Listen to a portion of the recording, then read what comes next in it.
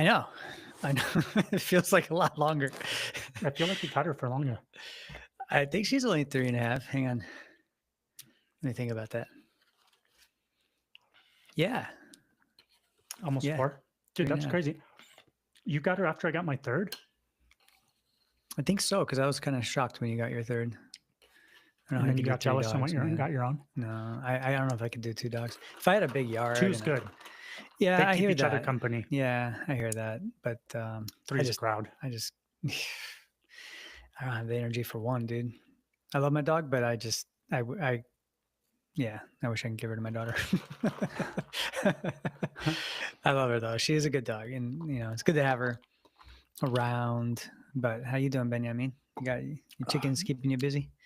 Bro, I just got in off the farm. Nice. I can't believe I'm hearing you say that after off the farm. Yeah. After growing up by the beach in California. My whole life. It's so wild to hear that, man. So wild. I couldn't be happier.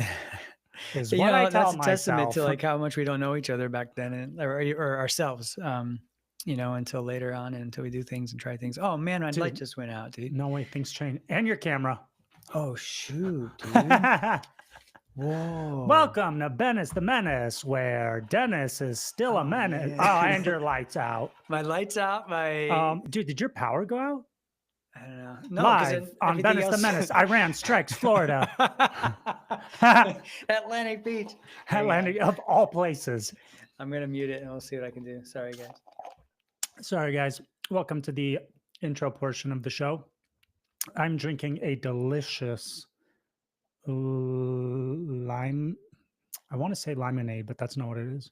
It's like a Brazilian lime drink with condensed milk and sugar and just entire limes. My wife makes it. It's incredible. It's incredible and so easy. Delicious. Dennis is fiddling around as usual, trying to figure out how to use technology. As you can see, his camera's out, his light is out. And for all that we know, he's out. I've been saying this for 2 years. And it's about, look at him. Look at what's good. This is what I deal with. Dennis, can you hear me? And he's fired. He's fired. Who? I don't even know if anybody's in here because Dennis is my eyes and ears in the chat. If anybody's looking for a job that requires you to do nothing but join this conversation twice a week, maybe read some comments in the chat and pretend like you post things on Instagram, let me know. Because Dennis, actually, I don't know. He's a good guy. He's a good dude. But in the meantime, while he figures that out, look at him. Look at him smelling his palm as if that helped. Can you hear me? What's it smell like? I can hear you. I can hear you. I can hear you too now. I just can't get my other camera going. This is fine. No, it's not. I look like crap.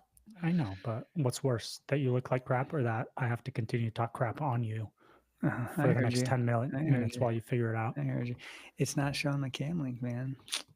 That's okay. We'll figure it out. Bummer. What if I just... This is... Oh, you heard that I was going to fire you?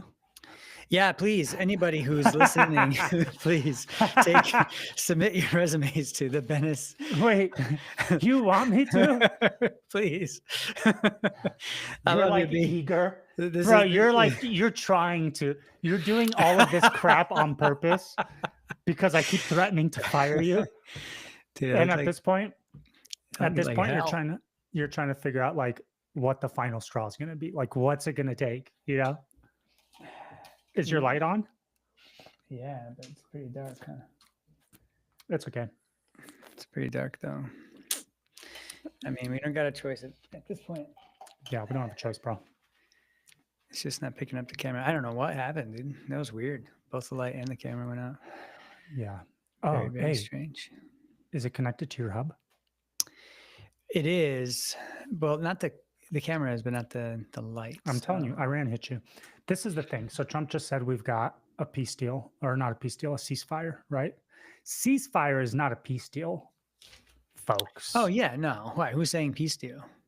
Everybody's everybody's already like, oh, it's been a 12-day war. This is incredible. Trump's the Messiah. Like he ended a war in 12 Yeah. days. First off, cool. So far, so good. Thank God nothing worse happened. Yeah, right. for sure. So For like sure. all the people that are thinking that Trump can do no wrong, bro, this could have went so bad. Like, Yeah, slow down. Thank God nothing happened. Okay. absolutely. All the dispensationals are pissed that this isn't Armageddon, you know? And hey, my prediction can still happen, bro. I'm just saying, it would be funny. Actually, I hope I'm wrong, but it would be funny if Iran reneges on the peace ceasefire thing and they do something crazy. What, Dennis? What's been the point of all this? You're telling me that you're telling me this could have just like bombed Iran, and for the past 30 years, like this whole paper tiger that they've been, and this pariah of like, oh my God, Iran, oh my God, Iran. Yeah. All they have to do, they're this close. It's been 30 years that they've been this close. Yeah. A week ago, 2 weeks ago, on Brett Baer, Netanyahu said that Iran's possibly a year away from a nuclear missile, so we need to attack now. A year away? It is so bad. What, your quality? It is so bad. Or the whole deal? No, the whole deal. Both, actually. Okay. But I'm actually going back to the YouTube to get into it, see, because it knocked me out of that too. Our old live. Oh, come on, man. Okay, yeah, you got issues, bro. You got issues. Some would say worse than Iran. But I just don't get it. I just don't freaking get it. And here's the thing. Like, Israel's got the latest and greatest military technology thanks to us. Like, why can't they handle their own crap?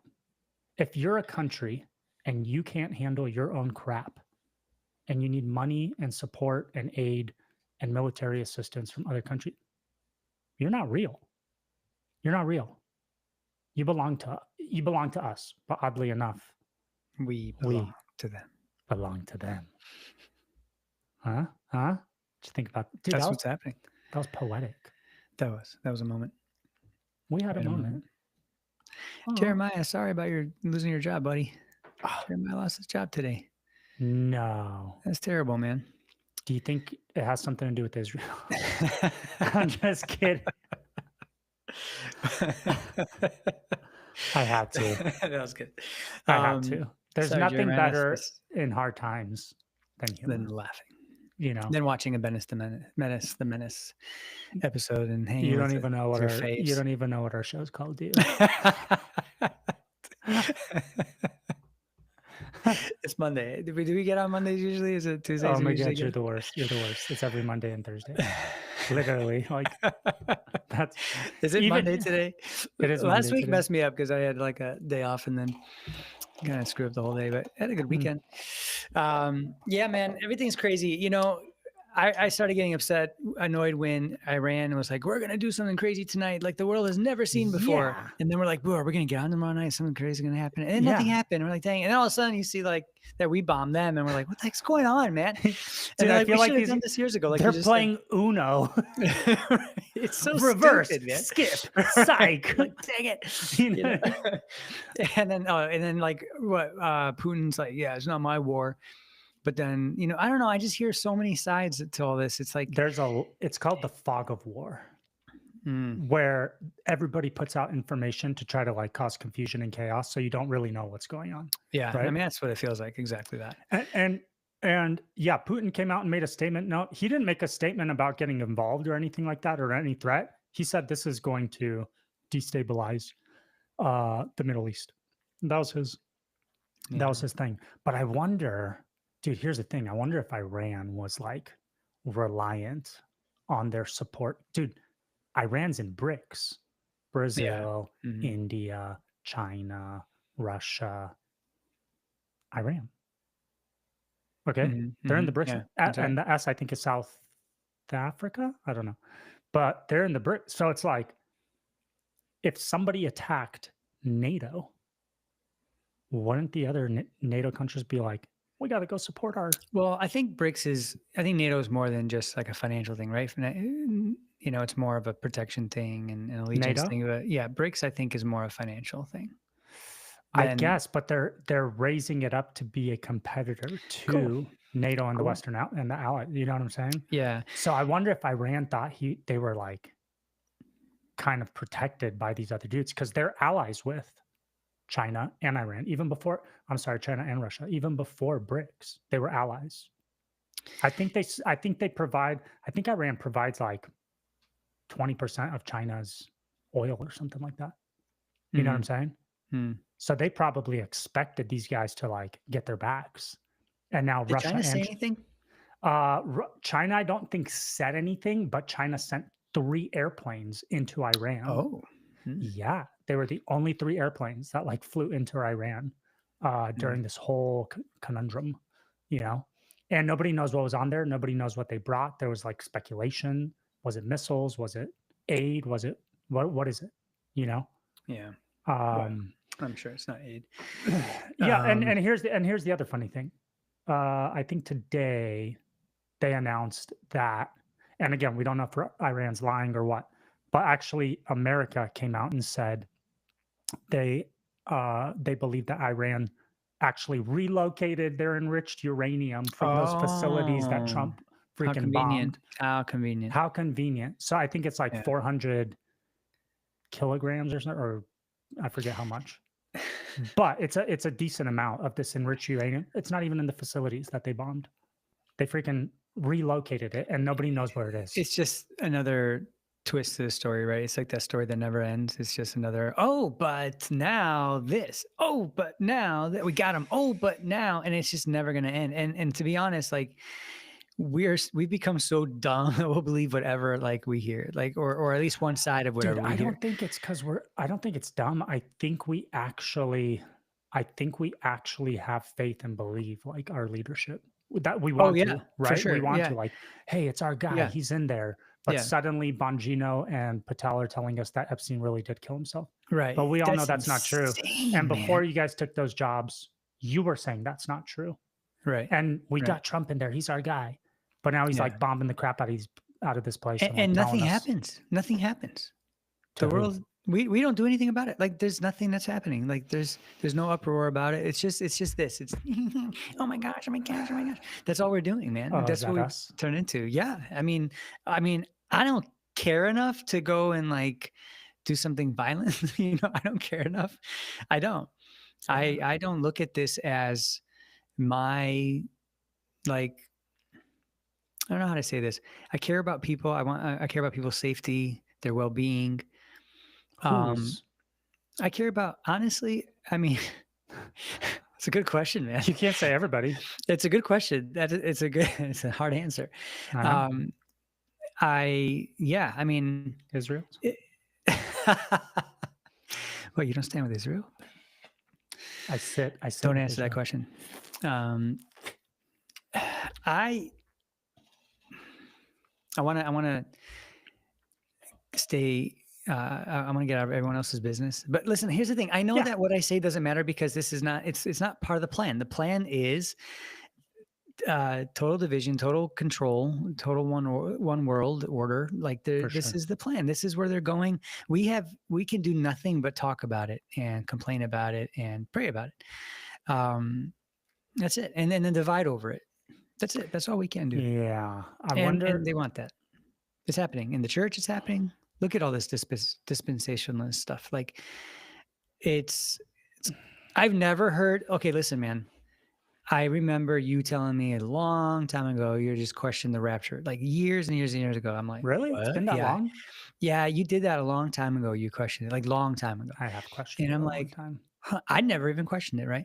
And I thought you were a little crazy. Yes. But also I thought Mission like accomplished. I was intrigued by it because I'm like, well, you know, because as I got to know you, I'm like, well, this guy's not an idiot, you know, like, you know, so he's pretty smart. And what a compliment. well, that was at the beginning. Later, I got to know you. I was like, dude, Later, you're like, dude, why did I think this guy's not an idiot? No, but that's when I took it more seriously because I'm like, well, I don't know. Let me look into this now. But not only like the whole rapture thing, but just all that surrounds it now. Like you see the damage that Yeah. that can cause now, because it's not just about the rapture, although it's a big part of it. The There's so rapture is much just more. It's one. Israel, It's one thread. yeah, right? Voting for like or supporting Israel, and uh, I, I don't know, man. I don't even know what to believe though. It's so hard for me to even believe that they ever had any kind of this was ever over any nuclear. Oh, it's not, It Dennis. was. It's never been over nuclear Dennis, stuff. hold on. We need to go over like facts here. Hmm. Okay. They've been saying Iran is going to have a nuclear missile for 30 years. Right. 30 freaking years. Okay. Tulsi Gabbard is the head of international defense. Dang it. I forget what the term or what the title is. You want to look it up? Hmm. What's Tulsi Gabbard's role? She's the one that has information on all of these like situations internationally. And she's the one that relays information to Donald Trump. She's the U.S. Director of National Intelligence. Bingo, baby. So everybody relays, all the military, everybody relays their information, all the intelligence to her. She relays it to Trump, right? Hmm. I want to say maybe like 5 days ago, Trump was getting on a plane and they're like, Tulsi Gabbard says that Iran has no ambitions to make a nuclear missile and that they're not working on one right now. And he's like, who said that? Like as he's about to get onto a plane. And they're like, Tulsi Gabbard, the head of your national intelligence or international intelligence, whatever you just said. And he's like, she's wrong. People are like, okay. Bro, but hold on. Hold on. Like, so she's the one getting all the military intel from spies and like stuff in Iran, right? And Trump's just like, no, she's wrong. What do you mean? But hold on. So but good. Where are you getting your information from that she's wrong when you're the one that appointed her for this position to gather this information and relay it to you? Who told you she's wrong? She's the top chick, top dog when it comes to international information. Who's telling you that she's wrong? Who are you listening to? Clearly, it's not the people that you have in charge of your. Bye, Dennis. Oh, jeez. There you go. Are you back? I'm back. Okay. It's obviously he's not listening to the people in charge in our government. Bro, JD Vance, a bunch of other people were against any kind of strikes. Oh, really? Yep. And somehow Trump is just like, nah, we're going to do it anyway. BB strikes again. That's what I'm asking. If our intelligence agencies are telling us, hey, Iran is not working on a nuclear missile right now. Sure, they're enriching uranium, but is that illegal? There's other countries enriching uranium. Okay. Yeah. Iran's actually in a pact. I forget what it's called right now, but they're in a pact with many other nations. And they say, oh, we're not going to have nuclear missiles. But it's not like against the rules to enrich uranium. Right. Okay. Right. So they're doing that. Okay. But that's not illegal. Cool. Okay. So they're threatening America. They're chanting death to America. Cool. They've been doing that for 40 years. Okay. Cool. So why did we bomb them? What? Don't we believe in freedom of speech? Can't people say death to this person, death to that person, death to this country, death to that country? No, they're only. But what's their reasoning? What did Trump? Why did they do it? What Dennis, what did they say? What did they tell us? He didn't present any evidence of anything. This is the thing. This is what people. I think you guys think I'm like defending Iran here. I'm not. I'm saying America doesn't have the right to freaking bomb other sovereign nations just because they don't do what we tell them or they threaten us with naughty words. We sound like freaking liberals. We're like, words are violence, so we have the right to fight back. Okay, maybe not. I thought conservatives were the ones that were advocating for free speech and not violence in return for words, right? But now suddenly Iran's threatening us, which they've been doing for 30, 40 years. They've been threatening Israel for 30, 40 years. And now we decide to bomb them? On what pretense? I'm not defending Iran. What I'm saying is Trump did not provide evidence Right. Well, for anything. For the optics anything. looks like we're just backing up Israel. Bingo. That's it. The optics looks like, Bingo. oh, Israel bombed them and they got bombed back, and we're like, don't bomb Israel back. You know, like, Bingo. well, you know, that's what we did. That's all we did. We didn't even have like, it was an automatic reaction to what they were dealing with. Bro, have we ever done that before? Has a country ever like Why isn't hit Putin one more of our mad? allies? Like, why? How come the other nations are not speaking out against this though? Against what? Against what just happened? Speaking out against America doing Mhm, something? Oh, they mhm. are. They all are. Are they? They all said what America did is against Pakistan said that Pakistan has nukes. Pakistan Mhm, said that what America did is against the international treaty of blah blah blah, which is true. mhm. What America is doing right now is illegal. It's illegal. Yeah. It has no The Dems already want to like call him for impeachment for what he did because he didn't get so do so, congressional approval. what church does he Congregational. go to? Right. There's conservatives that called for his impeachment too for doing this. Wow. Dude, you don't just get to Dennis, who did he like? Do you think that from the time, so it's been 12 days, okay, since this started, right? Mhm. Bibi, Habibi, was going at it alone for what? A week? Yeah, I guess. Yeah. Let's say a week. Trump attacked what, 2 days ago? And is today, so they said 2 weeks. Hey, how long do you think it took them to plan the attack on Iran with the B-2 bombers, with the bunker busters, with the did you know submarines launched missiles No, I didn't into know that. Iran? Yep, submarines. How long do you think it took for the military to plan and put this operation together? Do you think it happened within like 3 days? I think it can. I You think it think can. you think Yeah. they can move that many assets, so many people in place, practice, they have to like get their data, their information, I they don't have know. to you think in a few days? I think they have so much intelligence on them already that yeah, it's just a matter of collecting and making a Do decision. you I think think that that they they'll do had that this fast. plan in place before or after BB attacked? Um, again, that goes back to, um, I mean, it could have happened. They could have done it. Yeah, I mean, they could have planned this a while ago, but I don't know. I just don't know what the reasoning behind all this is. That's what's getting me here. I don't understand why even Israel is doing what they're doing. Like, what's Israel doing? You don't know why Israel's doing this? Well, I understand why, like with Gaza and the Middle East and I get that part, but like, it seems weird. Like, it seems like are they just provoking it all? And they're just, they're just, why now? None of this makes sense, man. Like, Of course it doesn't. I mean, I'm so BB confused with said that now. Like, why the now? nukes are coming in a year. He said that they may Yeah, have but we nukes know that in a year. who cares So what he why not says? attack them in a Like, year? let's think, right. Okay, that too. But like, I just don't understand the timing of this. Um, it just doesn't make sense for me, man. And the way it all went about, especially with what they're dealing with in Gaza. Like, is this to distract from Gaza?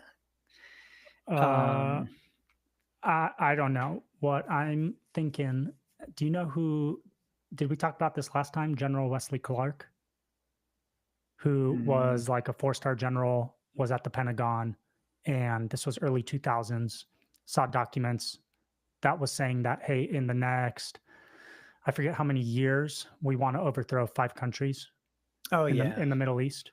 Hmm. This was the early 2000s. It was Afghanistan. It was uh, Syria, Iran, Somalia, and Libya. Hmm. Those have been overthrown by America, Yeah. except for Except for Iran. Iran. Except Yeah. for Iran. And now we're attacking. You know who he says funded the study that led to the development of that document? which they concluded, hey, we need to overthrow these 5 countries. Israel. No, this is a 4-star general. You guys look this up. Clark and his, I think it's called like 5 countries in 7 years or something like that. This is a plan that has been, you know who was in charge when that was funded?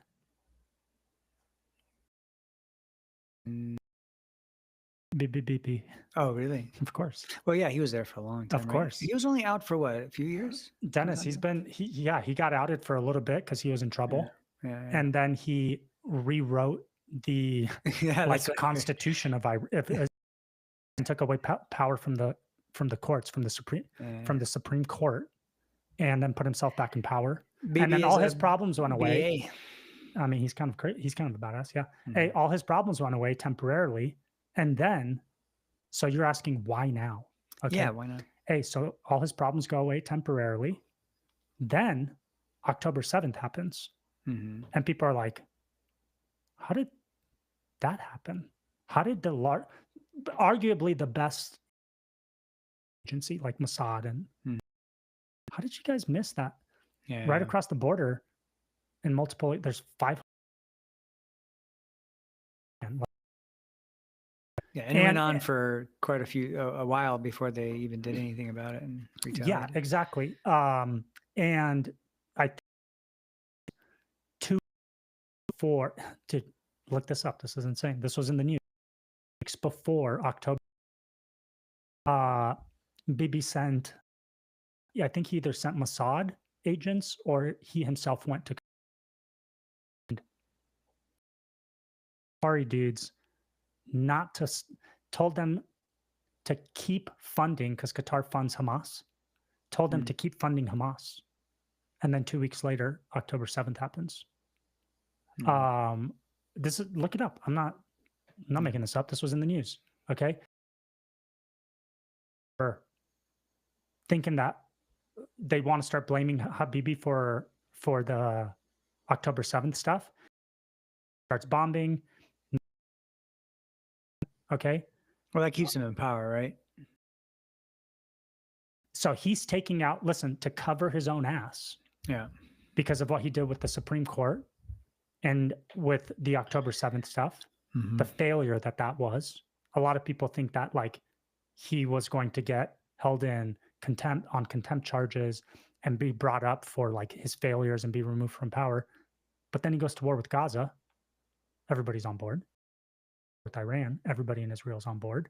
You know what I'm saying? So it's almost like, bro, it's almost like a cover for the guy to stay in power. And then he drags our asses into it. He drags America into it with the hopes of decapitating that last country on that list that Wesley Clark saw in the early 2000s. It's a perfect like plan. Dude, these guys are so smart. I respect the game so much. Yeah, dude. But again, we're just being played, right?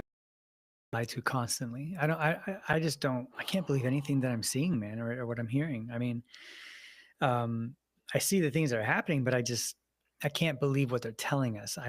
Nothing, not even anything Trump says anymore. I can't believe. I don't believe Trump. I don't believe Trump anymore either. Yeah. So then who do we have besides what, Alex Jones? Is he the John Baptist of our day? Like, is he when everyone else lets us down? We always have Alex. That's right. Like, always have Alex. Where's the voice of reason? Where is you can't look at even all the people before Trump got back in office, right? The people you were talking about, right? The Kash Patel guy, the other dude, and even the Helms Sith guy, whatever, the Hegseth? army dude. Yeah, Hegseth guy. Hegseth told Trump not to hit him, not to attack Iran. Hegseth told him not to attack. JD Vance told him not to attack. Did they go out publicly and say this, or how'd you... Not publicly. How do I know about this? Yeah. I've heard other people talk about it on the news. Okay. So I didn't see their public statements. I don't think they would do that, but they advised him not to do it. Tulsi Gabbard told him there's no new. Who is Trump listening to? These are his people that are here to inform him on these matters. Doesn't that confuse you? Who is he listening to? See, that confuses me. That part right there, Does he just make these decisions on his own? He's just like, nah, screw all you guys, all your intel, everything. Let's hit him. Does he? Is that how he? Is that how he acts? I don't think so, man. I don't think it works that way though, I don't man. think so. You know, it's got to be either it's so scripted. We're like, okay, so who's going to be against us on this one? Who's going to be with us on this one? You know, like, okay, you guys are against us, and then you guys are for us. You know, like, I don't know how much of it is scripted. That's what kind of bothers me with this whole thing, because I know a lot of it's scripted, but like, okay, to what degree is it scripted?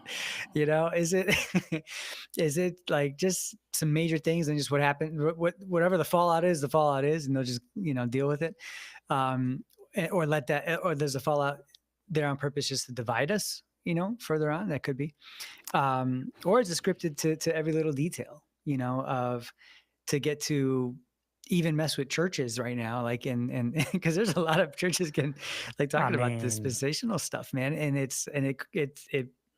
I had a conversation, two of them actually this weekend, one on Saturday, one on Sunday, about this, and that I didn't even bring up, wow. you know, from people that I didn't even know they were following this stuff, but I guess everyone's listening to it. Yeah. Well, dude, as a Christian, okay, let's shift gears here. We looked at it like politically, right? And even like legally, which I don't really think it was legal what happened. Hey, not to mention, okay, why don't we bomb all the other countries that threaten America? Right. Oh no, they said that to America. Oh no, let's bomb the shit out of them. I don't think that's how it freaking works. What about like the Soviet Union when they were developing nukes? We didn't bomb the shit out of them. What about Right. when Mao developed nuclear? We didn't bomb the shit out of that. Like, what the heck? We just suddenly all of a sudden bomb people that threaten us and that are making uranium? Okay. Hey, so politically, some goofy stuff's going down, right? But like, then you look at it from a religious perspective. Did you see that, bro? Did you see that interview with Ted Cruz and No. Tucker Carlson? I am so glad that interview happened. That was incredible. I'm shocked. I was shocked when I heard it. That was incredible, man. If you want to see, like, if you guys haven't seen the Tucker Carlson Ted Cruz interview, it's a perfect spotlight on what I think is the problem with, like, how can I put this lightly? Like religious fanaticism in government in America. Because that's what it is. That's what the Ted Cruz side is. Yeah. And he's not alone. There's many of them. Oh, dude, like he's that. not alone at all. I would say the majority of the Republican lawmakers and whoever's in Senate and Congress are like that are Christian, that consider themselves to be Christian. I would say the majority are dispensationalists.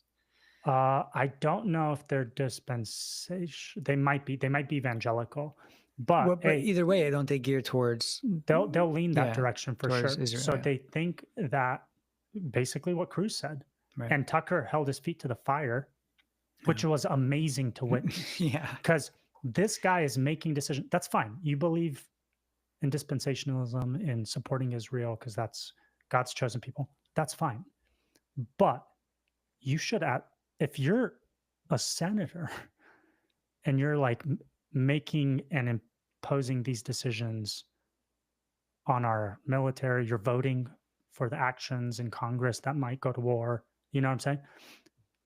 Maybe you should like kind of know anything about that. You can't just say they're God's chosen and that's why I'm voting to nuke this place. Yeah, but that's the thing, man. I did that for most of my life, you know. And yeah, but you're not a senator. I get it, man. You're just a guy that doesn't know how to get his camera to work. Christian. Who?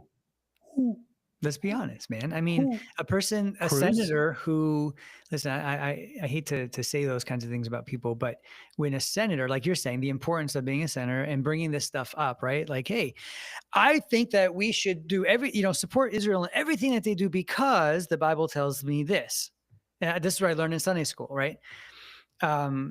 And because that's what he was taught, that the Bible taught him or taught everybody. So he, being a senator, should, like, I agree with you. He should know better, right? He should know what this is all about. But I don't believe these people are like actually like followers of Jesus and like read their Bibles and actually like sit down and do the homework on it. No, they go to church, they drink the Christian Protestantism Kool-Aid of the West, right?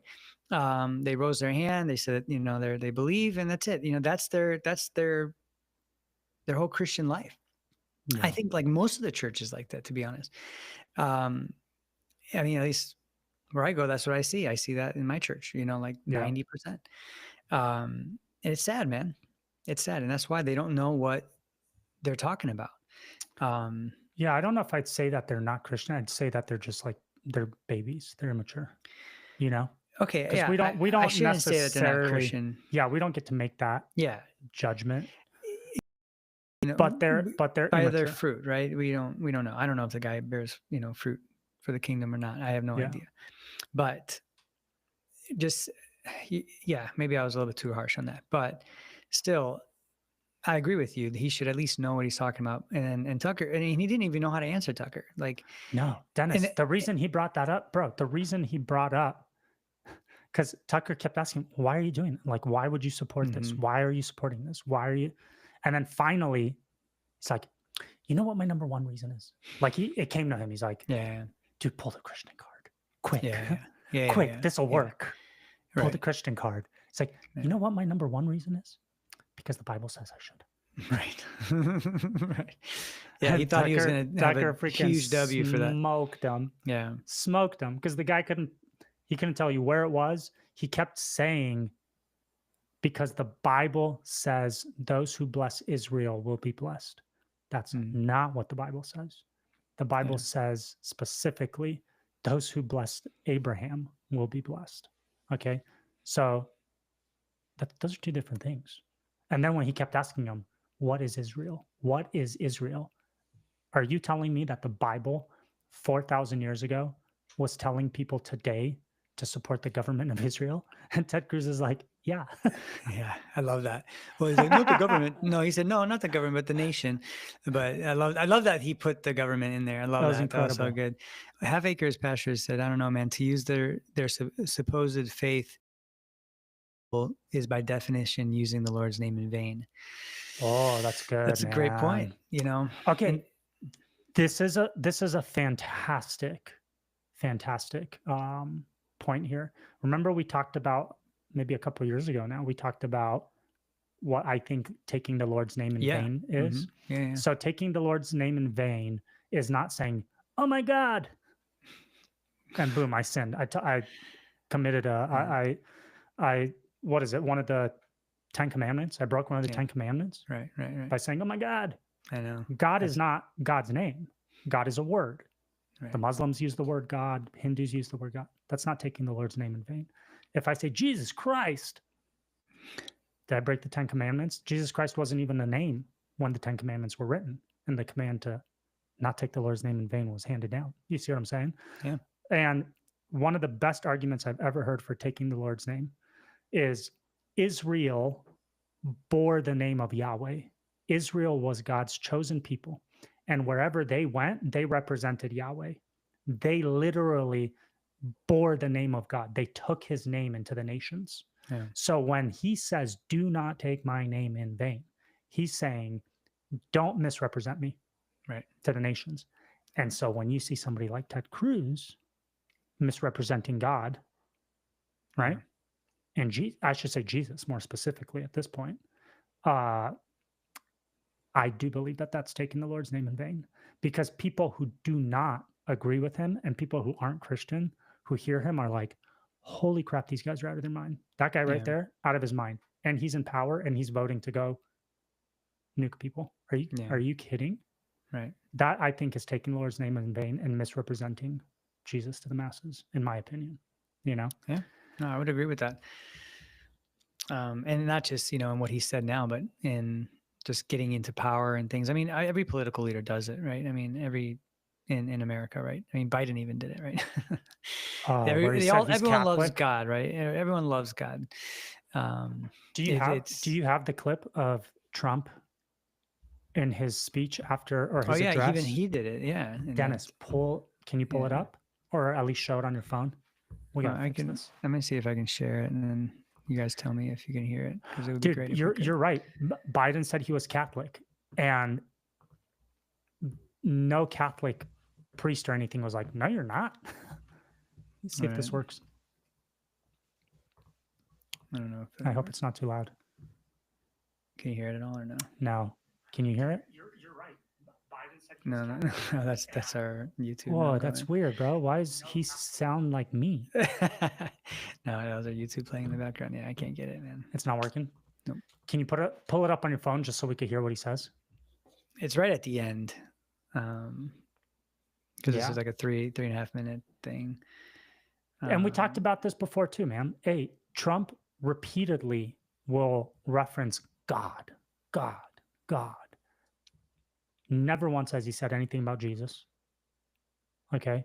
And JD Vance has gone on some podcasts and he talks about how he's Catholic. Okay. Hetzek is, I think he's also Catholic. I don't know if he's Catholic or Orthodox. Ted Cruz, Protestant.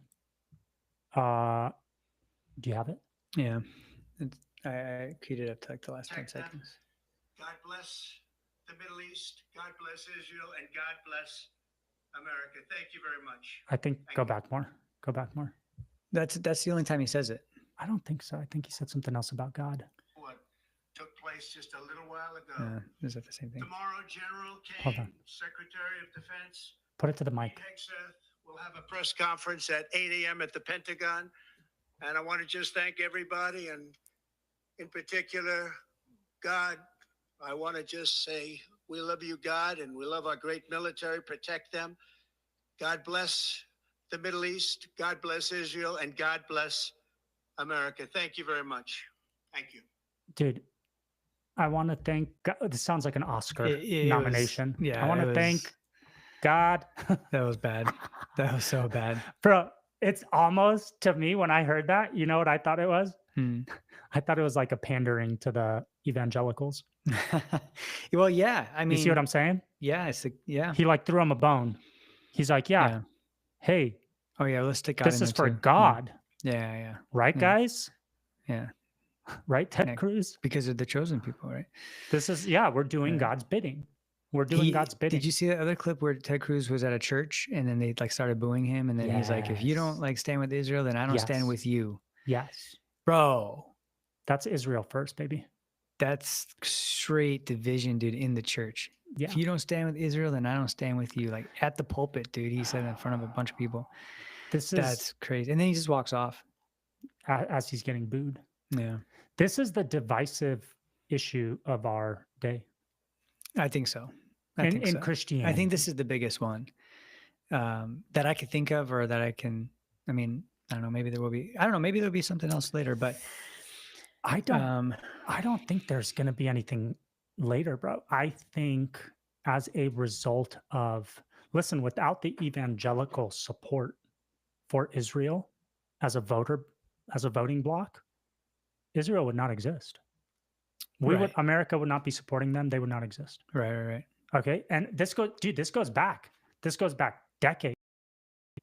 Without evangelical support, right, 50 years ago, Israel would not exist. Yeah. Even when they got their land back in 1948, it was also a lot of Christians that were like for it. You know? Oh yeah, I was gonna say I remember when I remember in the church they were talking about it, and and then didn't something happen in Didn't something happen later on too, that we celebrated again, or something happened? There was 50 years of it or something like that, and we celebrated it in 98 or something. There was a war. There was like a war that ended miraculously. Was it like the 7-day war or something like that? Where I believe Egypt, Jordan, and a bunch of other countries came against Israel. I mean, it was crazy. Came against Israel, and they were about to get smoked because they're outnumbered 10-1 or something like that. Tanks, everything, and a dust storm. No way. You don't know about this? I can't remember this. No, Dennis, Wikipedia this. I'm gonna do it. Right Look up Israel 7-day war or something like that, bro. A dust storm comes over these armies moving towards Israel, and Israel, with their limited numbers, is able to, in the confusion and stuff. 6-day war, 1967. Yeah. Does it tell you what happened? I actually read this. I haven't heard this in a long time. All right. Well, and it's pretty miraculous, man. I gotta find a better one though. Let me chat it up because. And listen, here's my thing. Does Israel deserve to exist? Yes. Does Iran deserve to exist? Yes. Does Palestine and the Gaza people deserve to exist? Yes. Does America deserve to exist? Yes. Like, I'm not against Israel existing. I'm not against them being able to or having the right to defend themselves. I'm also not against people in Palestine or in Iran being able to exist and having the right to defend themselves. And guess what? They see themselves as enemies. Israel was not there for 2,000 years or 2,500. And now they are. The land, they never True. conquered that land. They never went to war. They never eradicated the people there. They just slowly kept moving people in, and buying territory, buying land, buying land, until finally they said, oh, we own enough of it. We're our own thing. And everybody around them was like, what? No, you're not. You're in our land. This is our country and you own a part of it. I didn't know Because it you went down like purchased that. it. Oh, bro, you got to look up. If you guys want, oh my God, if you guys want to hear the best history on the formation of Israel ever, it's got to be about 30 hours worth of listening, but it's a fantastic listen. Look up the Martyr Made podcast on Spotify, Daryl Cooper, and it's called Fear and Loathing in the New Jerusalem. And he goes from the beginning of World War I all the way to World War II and everything that happened in between there with Israel and the Middle East. Wow. And the Arabs and the British involvement and the Balfour Declaration, which was an agreement by the British after World War I to give Palestine to Israel. And the Arabs were like, but I thought you guys were only bringing in like a few, not hundreds of thousands. You know what I mean? It's why, dude, the history is insane. This whole idea that you hear in church where it's like, oh, these are the two sons of Abraham battling, and they've been at war for 4,000 years. It's Ishmael and Isaac, right? And they've been at each other's throats ever since. Not true. Not true. There was Jews living side by side with Christians and Muslims in Palestine and in the Middle East for the past 2,000 years. They were friends. They'd go to each other's weddings. They'd have festivals together. There was no animosity. The Muslims were very peaceful. After Muhammad, they were peaceful with the Jews and with the Christians in their territories for quite a while. It was only after the whole Zionist movement came in and started taking that the Arabs were finally like, hey, we need to unite under our own religion. We need to take a page out of these guys' book because we're about to get kicked off this land. And then they started battling with the Jews. Until then, there was nothing like this. There was nothing like this. This animosity between Muslim, Jew, and Christian is only for the past 120 years. Oh, I didn't know. Dude, listen to what I just said. Martyr Made podcast. I probably won't. Fear and Loathing in the New Jerusalem. I most likely won't. 30 Why? hours. You got me at 30 hours, man. Just put it on for like an hour here, an hour there. Oh, it's fantastic. Dude, I don't know what dust storm you're talking about, but there's no dust storm in the 6-day war. Find something else. I Googled it. I chatted it. ChatGPT. Nothing. There's no dust storm. What did they say happened? There was a ceasefire. No. The UN brokered a ceasefire. So, bro, you're killing me. Okay, miracle of the 6-day war. If you throw a miracle in front of it, sure you'll find something else. Pull it up. Did you? I don't know. I'm getting stuff from TBN. That sounds about right too. Okay. I'm gonna add the word miracle. See if that changes anything. Did you put it in there? What are you getting? Miracle. I'm telling you, there was something that went down where everybody else got screwed. Okay, many saw the victory. Okay. No, miracle. 6-day war refers to how Israel vastly outnumbered and achieved swift victory over Egypt, Jordan, and Syria in just 6 days. There was a dust storm. And many saw the victory as a miraculous sign of divine protection.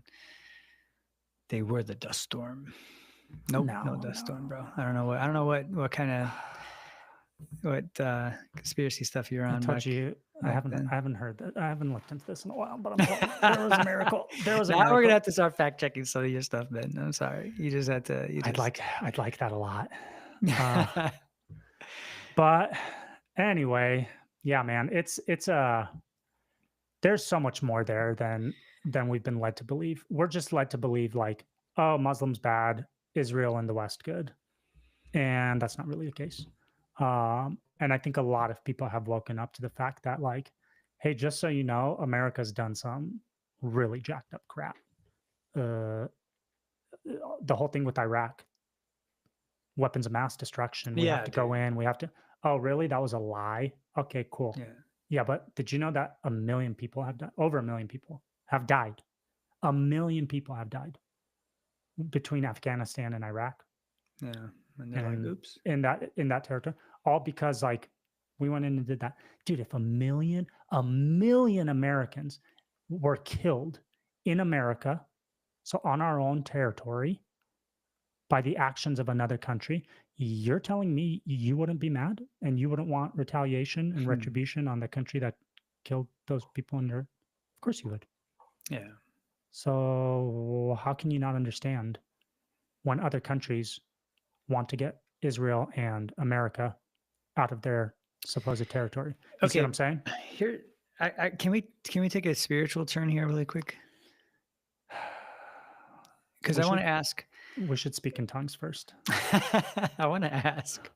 Okay, if this is all under like Satan's kind of authority, maybe right now,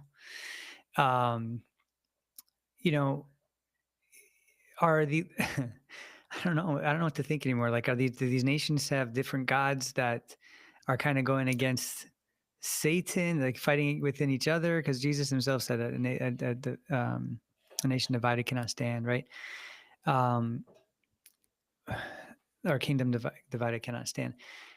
What's happening? Like, why? I don't know if I don't know why would a god, like a demonic god of the Muslim people, fight against the Zionists, Moloch or whatever, whoever they're right, yeah. they're under. Well, according to Jesus, you are of your father, the devil. Right. And then in another part, those Jews who call themselves Jews who aren't Jews, at the synagogue of Satan. So according to Jesus, their God is Satan. Okay. And if you read the Talmud, they actually believe that their God is the light bearer, the wisdom bringer, Lucifer. Oh, interesting. And that Jesus is in hell, and that he's not the son of God. Oh, yeah, satanic. and that's the Talmud, everybody. That's yeah. Been... So so then why are they fighting? Why? Okay. So I don't know, bro. I don't know if it's the same as before. I think I'm starting to believe this more and more. And me and Rebecca were reading this morning, and I forget how, but it's on the tip of my. It's on the front of mind. Is that what that chick said? Would always say? On the front of my mind. Remember? Oh, top of mind. Top of mind. Okay, so it's on the top of my mind. When Jesus came, he changed the game. Up until Jesus came, there was a certain game at play in the spiritual realm. Okay? There was rulers and principalities and dominions and thrones and whatever. Okay, and I think once Jesus came,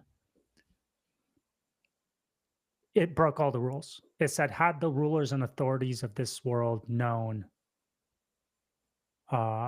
what God was going to do, they would have never crucified the Son of Man. Something like that, right? Yeah.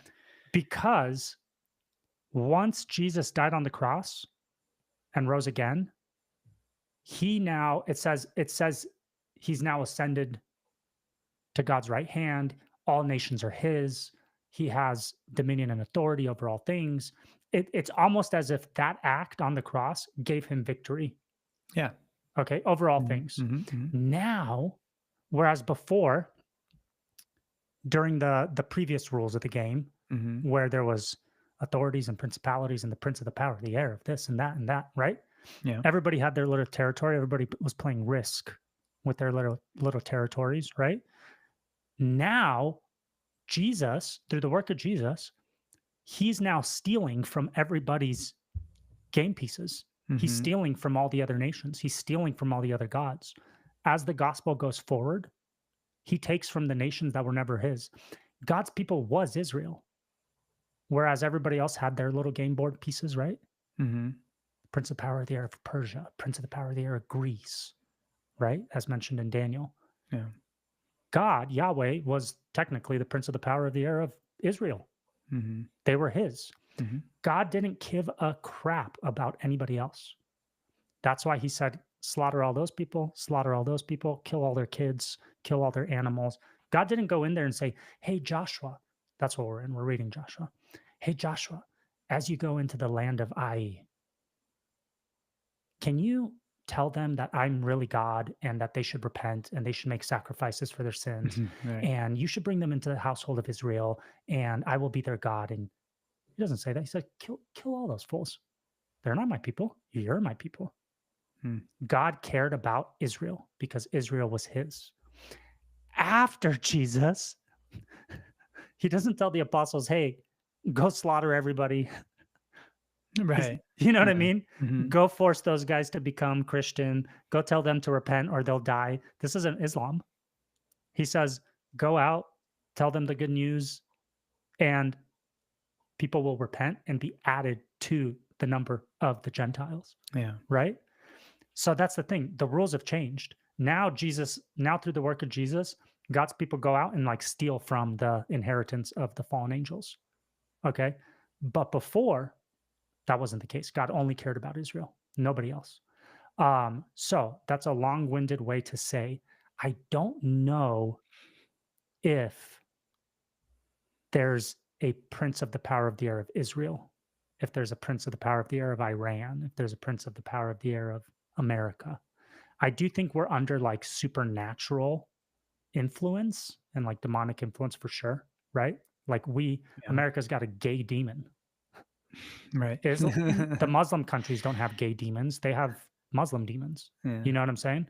So different territories will have different demons that I think affect them. But I don't know if those demons are battling with one another like I think they used to in the Old Testament. Yeah, but how do you take it now? Like you have the Zionists going after the Arabs, right? And vice versa. Like why? Why are they just not In coming a spiritual against? sense? Yeah. Like why are they just not only coming against Christians? Like why are they fighting against each other? Well, one, Israel the Jews don't really like Christians. I don't know if that comes as a shock. What? The Jews don't like Christians. Yeah, of course. Yeah. Just so you know, there's 500,000 Christians in Iran living just fine. Wow, I didn't know that. 500,000. There's churches. There's also there's outside of Israel, Iran has the largest Jewish population of Jews in Iran. And guess what? No persecution. No. Guys, I'm going to fact check him. Pull it up, baby. Hey, no persecution in Iran. I saw this interview with this rabbi in Iran. He said he moved there from New York. He said his favorite part is that there's no anti-Semitism in Iran. That's hilarious. Anywho, so 500,000 Christians, I believe 180,000, close to 200,000 live in Israel. That's Christians. All right, bro, I don't know where you're getting your information from. Top countries by Jewish population.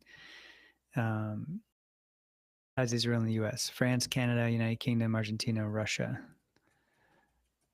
Iran's not even on the list. Dude, I think I need to stop listening to Instagram. That's the thing. Okay, this is a great point, Ben. Okay, this is a great point. No, before you keep going, I'm looking it up. Yeah, maybe if I'm just chat doesn't chat's very Jewish. Very Jewish. Okay, go ahead. No, I'm waiting for you. Are you looking for it? Yeah. Okay. If this is real, then Instagram's very wrong. Yeah, that's the thing, man. You know, what just happened there is a testament to like how much information overload we have, right? And we're bombarded with so much information we don't know what to believe. I believe that's like the real war like that's happening is the war for our minds and our hearts, like, and for our attention. I think that all of this, man, that we're seeing, the political landscape, globally or locally, nationally, the financial stuff, the health scares, all this confusion in the churches, culture divisions and church and confusion. I think, and then you throw in social media and AI. I think that we're just led to like not even know what we believe anymore. Yeah. Okay. FYI, my numbers on Christians in Iran are true. It's between 300 and 500,000. My numbers on Christians in Israel are true. It's estimated at 180 to 190,000. I said right under 200. So those numbers are true. The one about the Jews was a video clip on Instagram where the rabbi said that that Jews have lived in Iran peaceably for over 2,000 years and that he doesn't experience anti-Semitism. He moved from New York. Find that guy and get mad at him. Well, now I just said, well, how about Iran? And then it says today, Iran is home to one of the largest Jewish communities in the Middle East outside of Israel, but its size has diminished greatly since 1979. But current population estimates generally only 8 to 10,000 Jews, mostly living in Tehran. 8 to 10,000. And Dude, then but that's in nothing. 1970s was 80 to 100,000. So maybe the video was like maybe back in the day. But still, even then, No, 8 to 10,000 Jews is nothing. that's nothing. There's probably 8 to 10,000 Jews in Idaho. Huh. Yeah, for sure. Okay, so disregard. Okay, but still, but going back to like just information war, I don't know, man. What if this whole like, it makes me just consider or question even the way we're reading all this stuff in the Bible. Like, what's literal and what's not? That's a very good question, man. And depending on what you take literally and what you don't, it changes everything. It changes everything. It changes everything. And the pre-trib rapture dudes with the dispensational stuff, one of their claims to fame one of their claims to fame is, oh, we take the Bible literally. I've been listening to some stuff on Daniel 9 because Lynette, is she here? I don't think so. She hasn't chimed in. But Syntax is like, now we're live on Monday nights. See, Syntax is with me. Were we on Tuesdays before? Was that what it is? No way. Or maybe he was just used to Thursdays. I don't know. Yeah. Monday and Thursday Syntax. Hey, Lynette would always ask me like, okay, what about the 70th week of Daniel? Okay. So yeah. I've been doing like a deep dive on the 70th week of Daniel. And I've been listening to a bunch of clips on YouTube. And Chuck Missler, I was listening to one today. Yeah. Love Chuck Missler. Okay. Yeah. And he was like, and John MacArthur.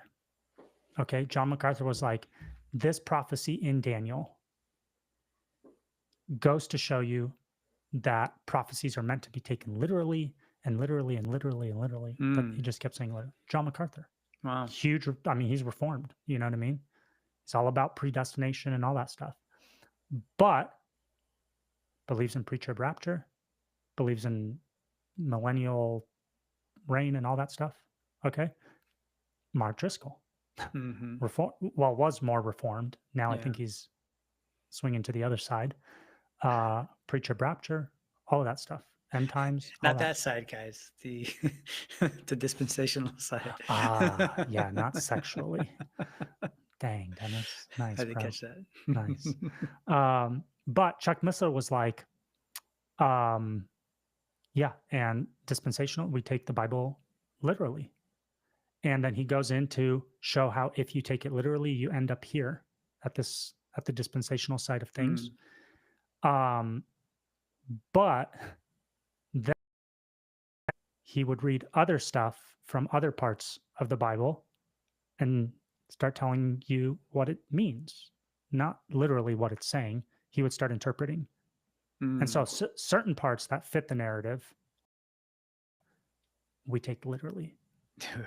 certain things that don't Oh, line up with man. our preconceived agenda or theory, those are meant metaphorically, and we need to interpret and know what it means. You know what I'm saying?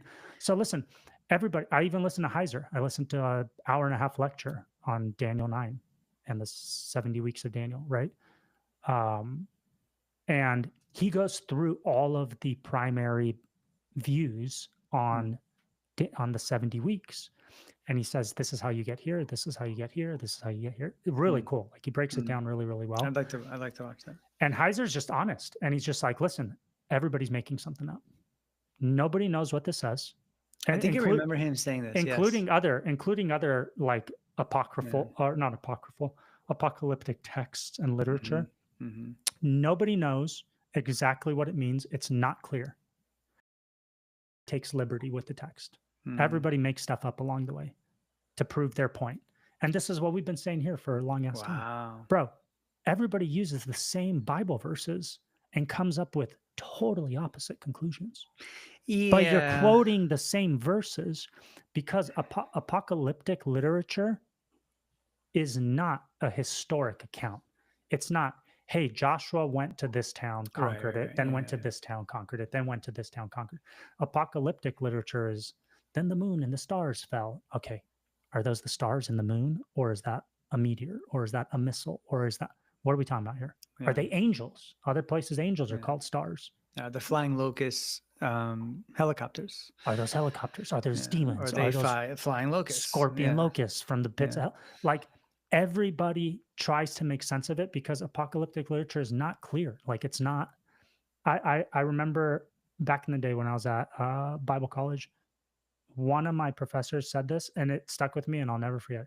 He said, "Apocalyptic literature is not meant to be understood until after that event has happened." Mm-hmm. That's when you're like, "Oh, that's what he was talking about." Yeah. Not before. Listen, not before. Honestly, I'm cool with that. Well, when it comes to the end of the world stuff, I don't think we're going to have a chance to be like, oh, that's what they meant. You know what I mean? No, but I mean, for a believer, right? A person who put their faith in Jesus, I'm okay with it. Like I'm okay with just like enjoying the ride and seeing what happens and where we go, you know? Yeah. Like I'm all right with that. That's like, all we could do. I don't even want to like kind of be stressed out about it. I mean, it's cool to talk about it and just kind of, try to decipher and try to, have our own ideas, I guess is fine. But like, for sure, I think that the division that it causes, and the distraction that it can cause also. Dude, well, it's not just a division, man. Hey, look at the real, okay. A division within the church is pre-tribulation. I'm sorry, not pre-tribulation. Predestination free will. Right. That's a division within the church. That's just, we disagree on what it says about this and that. Okay, cool. Life goes on. This, Dennis, this impacts how you vote. This impacts the countries you support. This impacts where we send missiles. This impacts a lot. Yeah. There's no other divided or disputed like doctrines within the Bible that I think has this big of a real world practical impact than the Israel stuff, the chosen people stuff, the end time stuff. I don't think anything has a bigger impact. Yeah, again, it still makes no sense to me, man. Why the bad guys are fighting against each other? Why are the bad guys fighting against each other? Yeah, I guess that's what's happening in the Middle East, right? I mean, you just have crazy Zionists fighting crazy Muslims. Dude, well, you know what's badass? It's almost like, well, listen, don't forget, the Jews think that they're the chosen people of God. They think to this day that they have the anointing of God.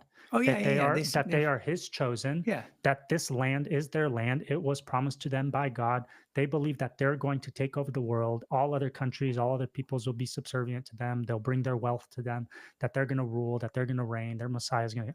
They believe this stuff. Okay. So it just hit me. Hey, okay, go ahead. It just hit me. Go ahead. It's just to cause more chaos on the human, like themselves. It doesn't matter. By Satan. Satan's doing all of it. and he's working both sides just to destroy and kill, steal, and just mess with the humans. It's not even about gods against the other gods. They're just playing. They're just toying with them. Yeah. They're sincere. Yeah. The humans are sincerely like dying for what they believe in. Right? They're dying for their God. They're fighting for their God. I mean, listen, they burned babies right back in the Old Testament. Right? They For sure. literally burned their own babies. So they were very sincere in their beliefs, right? More sincere than Christians today believe in Jesus, right? Most people won't, give up a little bit of money or something for Jesus, right? Or help their neighbor, let alone burn their baby.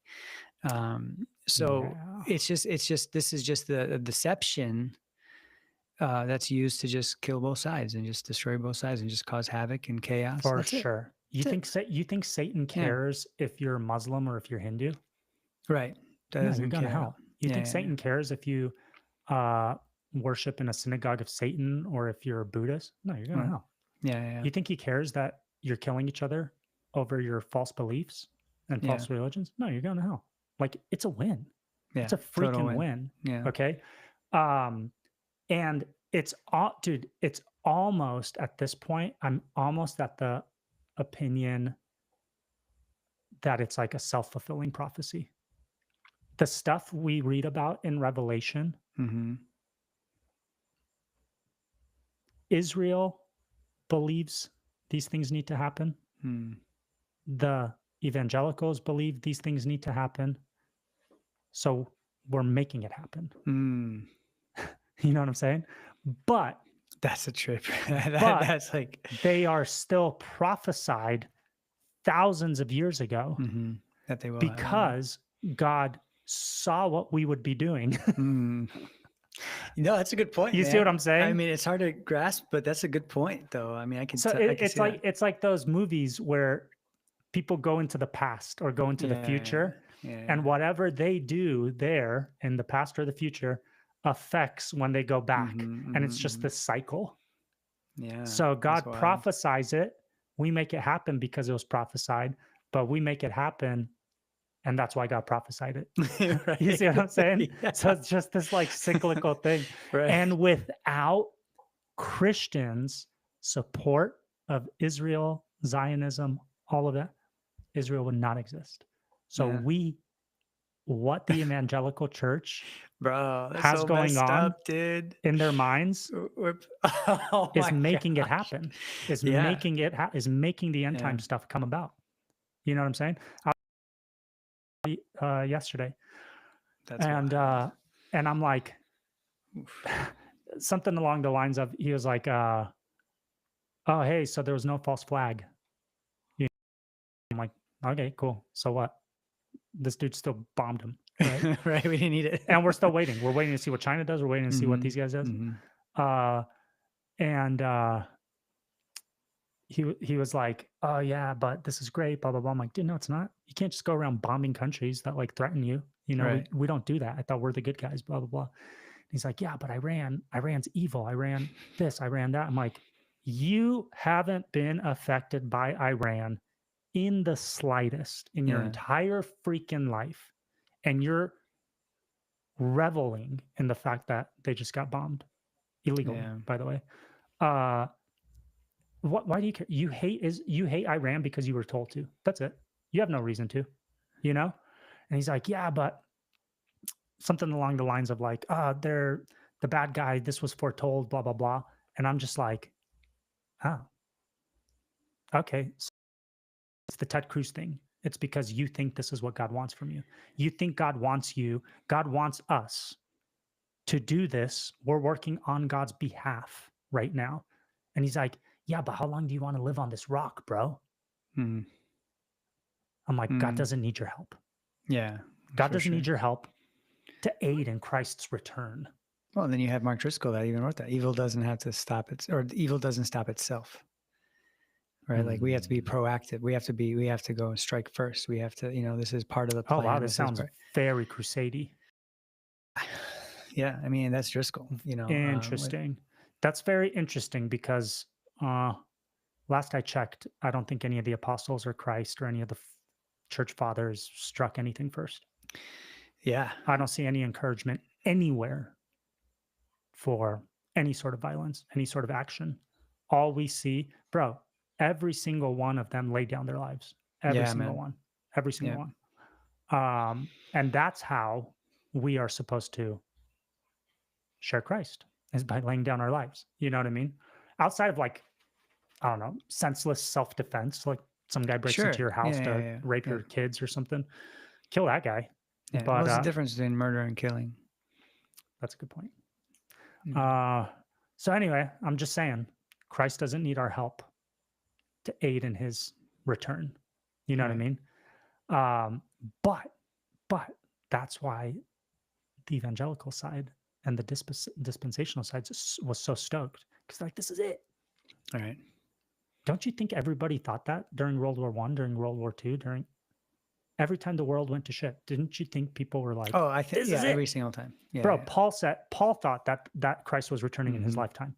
Yeah. Paul thought that Christ was And they returning had all in the his right lifetime. to, that's the thing. I The was talking to Thessalonians somebody. believed that. Yeah. I was talking to somebody about this yesterday. I was like, hey, they all thought that he was coming back anytime now, like Yep. any day. They didn't think, oh, maybe 1,000 years from now or 2,000 years from now or whatever.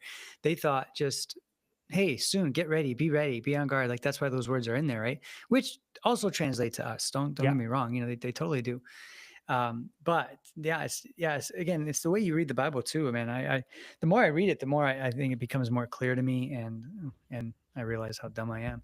But I pray against like even false teachings, like things that I've had in my life, like because I didn't know, man. I just listened to whatever the church people told too. me, and what my Me parents too. told me, what John Hagee told me on TVN, and and then there's stuff that didn't make sense, but I didn't care enough to. I didn't think I was smart enough. It was whatever. I just trust them. I just trust them. And this happens not just for Christians, but also for any religious, type of system out there. They're all raised the same way, right?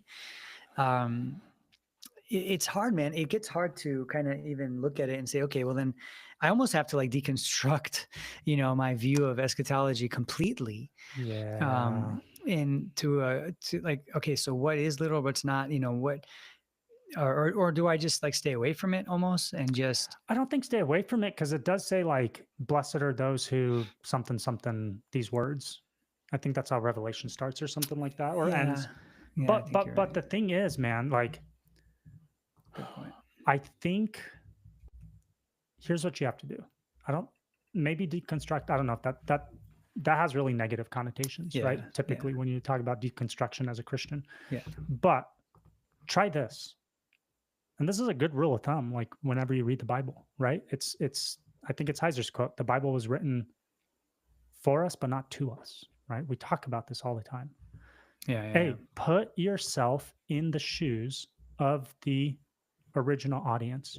Do you think when Daniel in Daniel 9 received a vision from Gabriel, or this message from Gabriel talking about the 70 weeks, which comes out to 77s, so 7 years times 70, right? 490 years.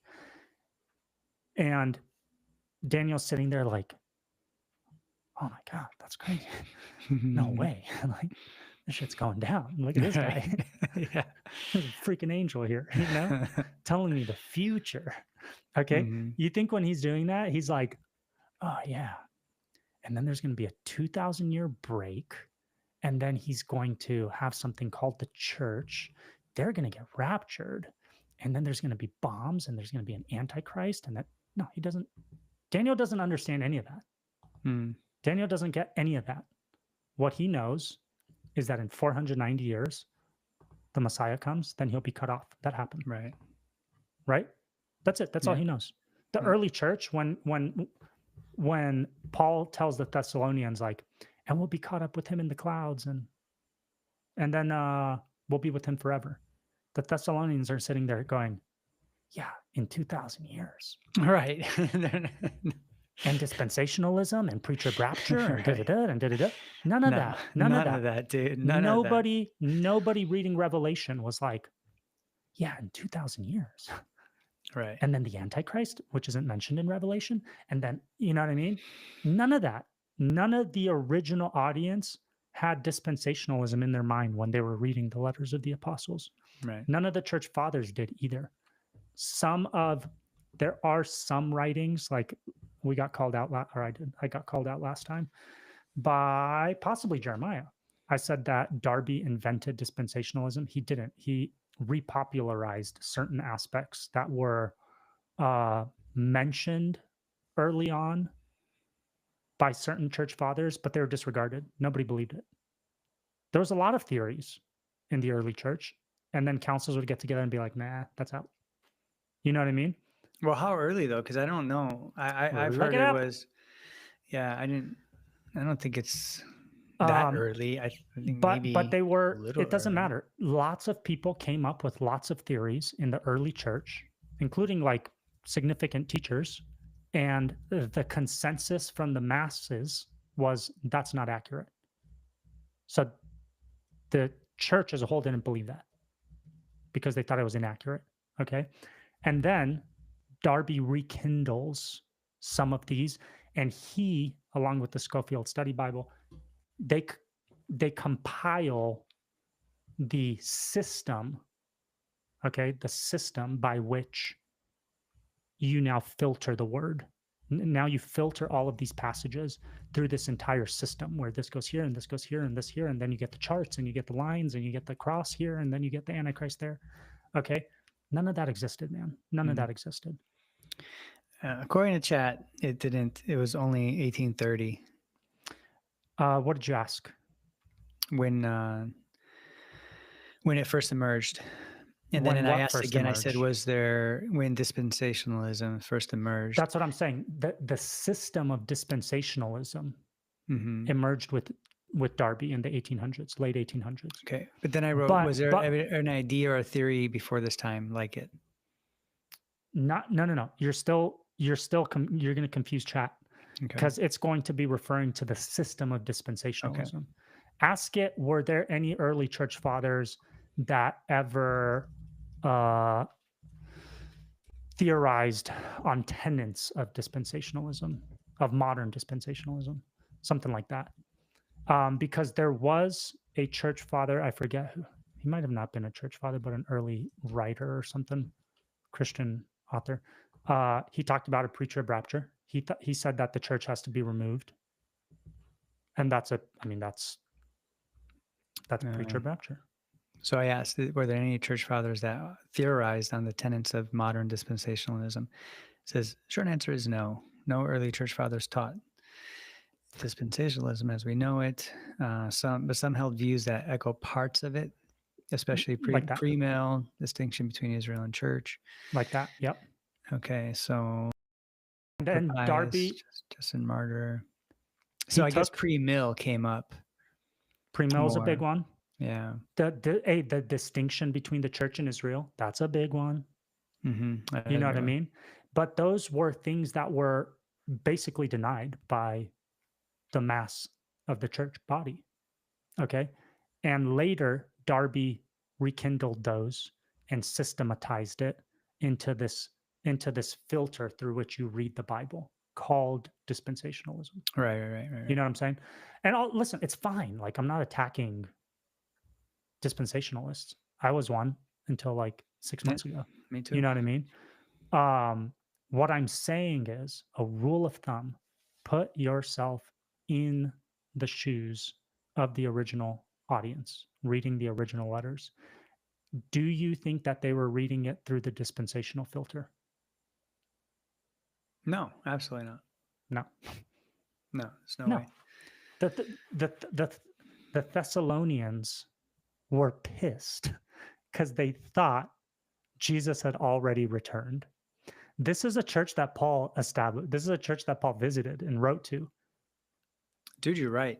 And that's how off they were. Yeah. They thought the day of the Lord had already come. And Paul's like, no, what are you talking about? We're going to get caught up in the clouds. Don't you remember what I told you? You know what I'm saying? And Paul thought it was coming in his lifetime too. Paul was expecting the return of Christ. And here's the funniest thing, man. Do you remember what Jesus says? Some of you standing here today will not taste death until you see the Son of Man returning on the clouds. Oh, wait, I thought we take the Bible literally. Yeah. Oh, but you don't take that literally. Right. You see what I'm saying? So you take literally what fits and you explain away what doesn't fit, but you still claim that you're the ones that take the Bible literally. It's so silly.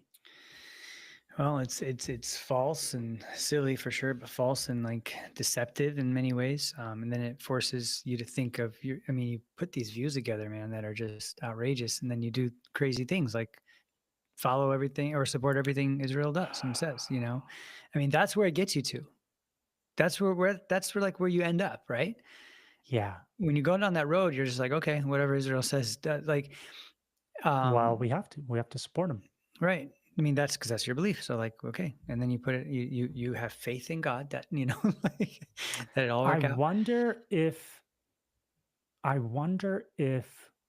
when Israel was,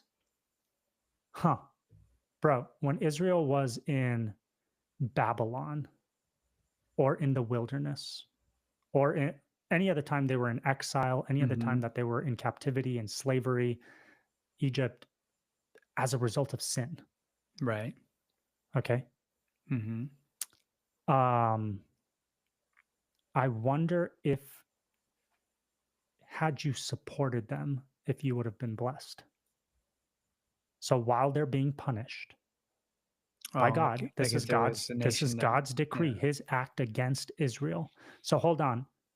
You know who didn't bless Israel all the time? God, because he freaking punished them all the time. Sorry, game over. You know what I mean? And he used nations to punish Israel. Oh yeah. But I thought you're supposed to bless them. Not if they're in sin. Right. When they're in sin, God punishes them. God curses them. You know, he tells Daniel, they're not repentant. I'm going to extend their punishment sevenfold. They were supposed to be in Babylon 70 years. And God says, because they're not repentant, I'm going to extend it sevenfold. And then when Jesus is asked, how many times do I forgive my brother? 7 times? And he says, no, 70 times 7, which is how long they were in Babylon for. 7 times 70. Yeah. How crazy is that? It was a reference back to their freaking exile in Babylon. It's wild, man. Dude, there's so many connections, How man. cool The is more I that? read, it just blows my mind. And It's it tells me the though, best. like that I really don't know like what's going on, because when I hit that stuff, I'm like, wait a second, this sounds really familiar. You know, where's this coming from? And Yeah. then we don't even realize like the context behind that, because I think because we don't pay attention to the Old Testament enough, to be honest. We don't pay attention to it because we have this system through which we filter everything. Yeah. You see what I'm saying? Mm-hmm. And it screws us up. It really, really screws us up. And then, dude, give me a freaking break. Jesus says, and this is in Matthew 24, he says, and this is what the prophet Daniel spoke about. Jesus himself. So if you want to pull it up, Jesus himself says, we don't need to interpret and try to figure out where Daniel, the 70 weeks, fits in this system. Jesus himself says, this is what Daniel is talking about. Right here, what I'm saying right now, I'm interpreting Daniel for you. So, like, why don't we take that literally? Right. What? Oh, man, it's very, very, very, very, very, very frustrating. And the 70 weeks of Daniel basically ends with, or the 69 weeks. I wish Lynette was here so she could clarify. Basically ends with Jesus riding on Palm Sunday, like victorious into the city on the back of that donkey. That's when. Oh, interesting. That's when it ends, and then it says, "Then Messiah will be cut off." Wow. So it lines perfectly with. It aligns Yeah. perfectly, man, perfectly. But then there's supposedly a 2,000-year gap between the 69th and the 70th week. Says no one ever in the Bible. Wow, is that what they say? See, I don't know too much about the bro. 70-week thing. Yes. Yeah, look into it. I want to read it first, and then I'll hear Oh, stuff. it's mind-blowing. Yeah, I can't wait to. I think I get to Daniel next. I think I might get to Daniel soon. Bro, the stuff about 7 years of tribulation is not in Revelation. It's all in Daniel. It's in Daniel. Yeah. The number 7 and the word tribulation they're not in they don't exist in Revelation side by side anywhere. Heiser brings that up. Hmm. The number 7 and tribulation exists in Daniel. And then the numbers 3.5 and Right. tribulation exist in Mhm, mhm. Revelation. So Yeah. they say, 3.5 is half of 7. Yeah. This must be what Daniel's talking about. Yeah. It's bro, the mental connect the dots that you have to play Hmm. is, I can't do it. Did you find where Jesus says this is what Daniel's talking about? When he says, no, I was looking for it, but I couldn't find it. He brought up for something else that was different. Just He talks search. about the abomination of desolation. That might be it. Which the But prophet Daniel. But he doesn't say that. That's what I was looking for. Those words. Look up and That's this is in what Matthew. Matthew 24. This Yeah, is what the prophet Daniel spoke of. So Jesus tells us. Let's go with his interpretation of Daniel. You know what I mean? I feel like he kind of knows his stuff. Yeah, I guess that was right. So when you see the abomination of desolation spoken of by the prophet Daniel standing in the holy place, that's all he gave me. Expand. Let those who are in Jerusalem flee. Let those who go to Judea. Yeah, that's in Mark. No, 13. it's here too. Just go a few more verses here.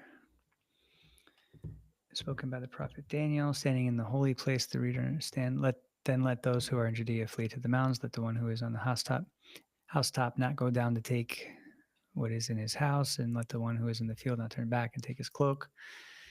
Should I keep going? You don't have to. Yeah, I think it's fine.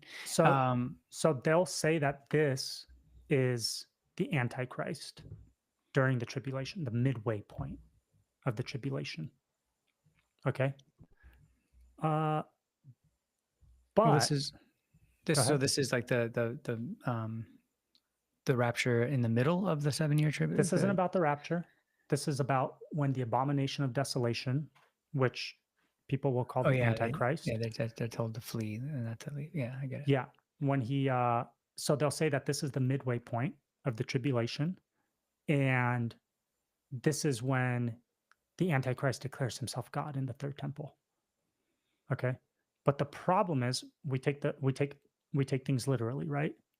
So we're going to need to go to Judea. If you're on the earth, yeah, that's like hyper literal. That's like, well, what do you mean? We take the Bible literally. That's what we pride ourselves on. We need to go to Judea, and we need to flee to the hilltops, or to be there during that time in Judea. For sure. So every Christian. No, because the Christians are gone. It's only the people that become Christian during the tribulation. They need to go to Judea. But so they'll say that this is in reference to the Antichrist. Mm-hmm. Well, a little problem is that Nero, maybe 30 years later, did exactly that. He erected a statue of himself. Yeah. And the Jews revolted. All the Christians got out of town because they're like, oh my God, the abomination that causes desolation. Yeah. They all fled to the hills of Judea. All of the Christian Jews escaped Jerusalem. Rome came in, sacked the city, killed everybody. You know? So hold on. Why is it not a reference to 70 AD and the destruction of the temple? When Jesus says, not one stone will be left on top of another, just a few passages earlier. And suddenly now this is 2,000 years after that? Where do you get this from? How are you connecting these dots? Or is it more likely that this is a cyclical pattern? That there's these events that happen throughout time? Because I lean towards that. Because don't forget, after Daniel, where he also talks about the abomination of desolation, something Antipathus, I forget the guy's name. He also went into Jerusalem and sacrificed a pig on the altar. Oh, yes. And that was considered the abomination of desolation. Erects a statue of himself. That's an abomination of desolation. Yeah. And then what? The Antichrist goes into the temple. That's an abomination of desolation.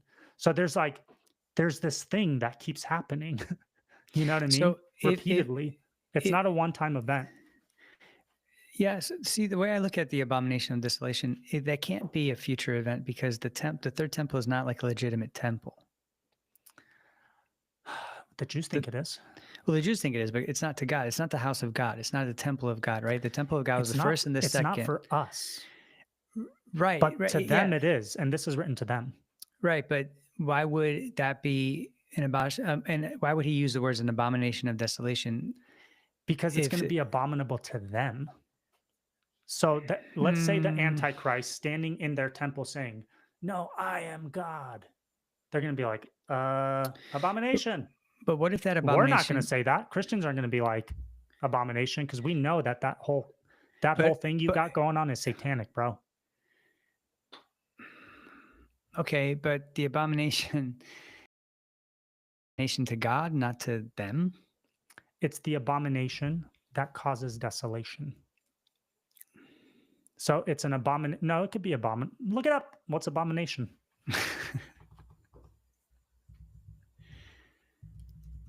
It could be abominable to us or to somebody's perspective or to sin. Sin is against God. I mean, you could sin against your brother. But the only one actually spiritually wronged is God. What's the definition of abomination? Just something that is deeply detestable, loathsome, or morally repulsive in the eyes of God. In the eyes of God? Well, they're Yeah. interpreting his actions through the word of God. You see what I'm saying? But I see what you're saying too. Like, why would God consider it an abomination if the temple itself is abominable to him? Yeah, exactly. It's right? not legitimate. Yeah, and we are the temple. So is the abomination of desolation something inside of us? Is it us calling ourselves? Oh boy! Ourselves, Here we go. God. Yeah, are the New Agers, right? No, I'm just kidding. You're getting way too metaphorical. Hey, here. man, listen. You have to ask that question. Why? Why is it way too metaphorical then when you have these other people that are taking things way too literal? Like, where's the line? I think if we're going to look at the literal side, we have to look at the metaphorical side. We have to look at what other options do we have. We can't. Why do we say no to that option? I don't think that they're taking it too literally, and that's a problem. I think that they're placing their conclusions in the wrong spot. Because like I just said, the abomination that causes desolation, this is what the prophet Daniel spoke of, was fulfilled 40 years later. Well, 36 years later. Okay, so I'm seeing that, but is that not in Revelation at all? The abomination that causes desolation? Right. I don't think so. See, Revelation. I mean, that's the question for me, because if it doesn't talk about it, then it's not in there. I don't think so, bro. First off, Antichrist is not in Revelation, FYI. Right. Antichrist, I believe, is in Thessalonians, where it says many antichrists have come. Yeah, dude, abomination's only in Daniel. I know. Why did I always think it was in Revelation, dude? Because of the freaking system. Did you think it was in Revelation too? I used to. That just blew my mind, bro. The same way I used to think that the word Antichrist was in Revelation. You must have loved not. when I asked that question, because you knew it. You knew the answer. No. For a second, I was like, I don't know. Oh, you're. I thought you were messing with me. No.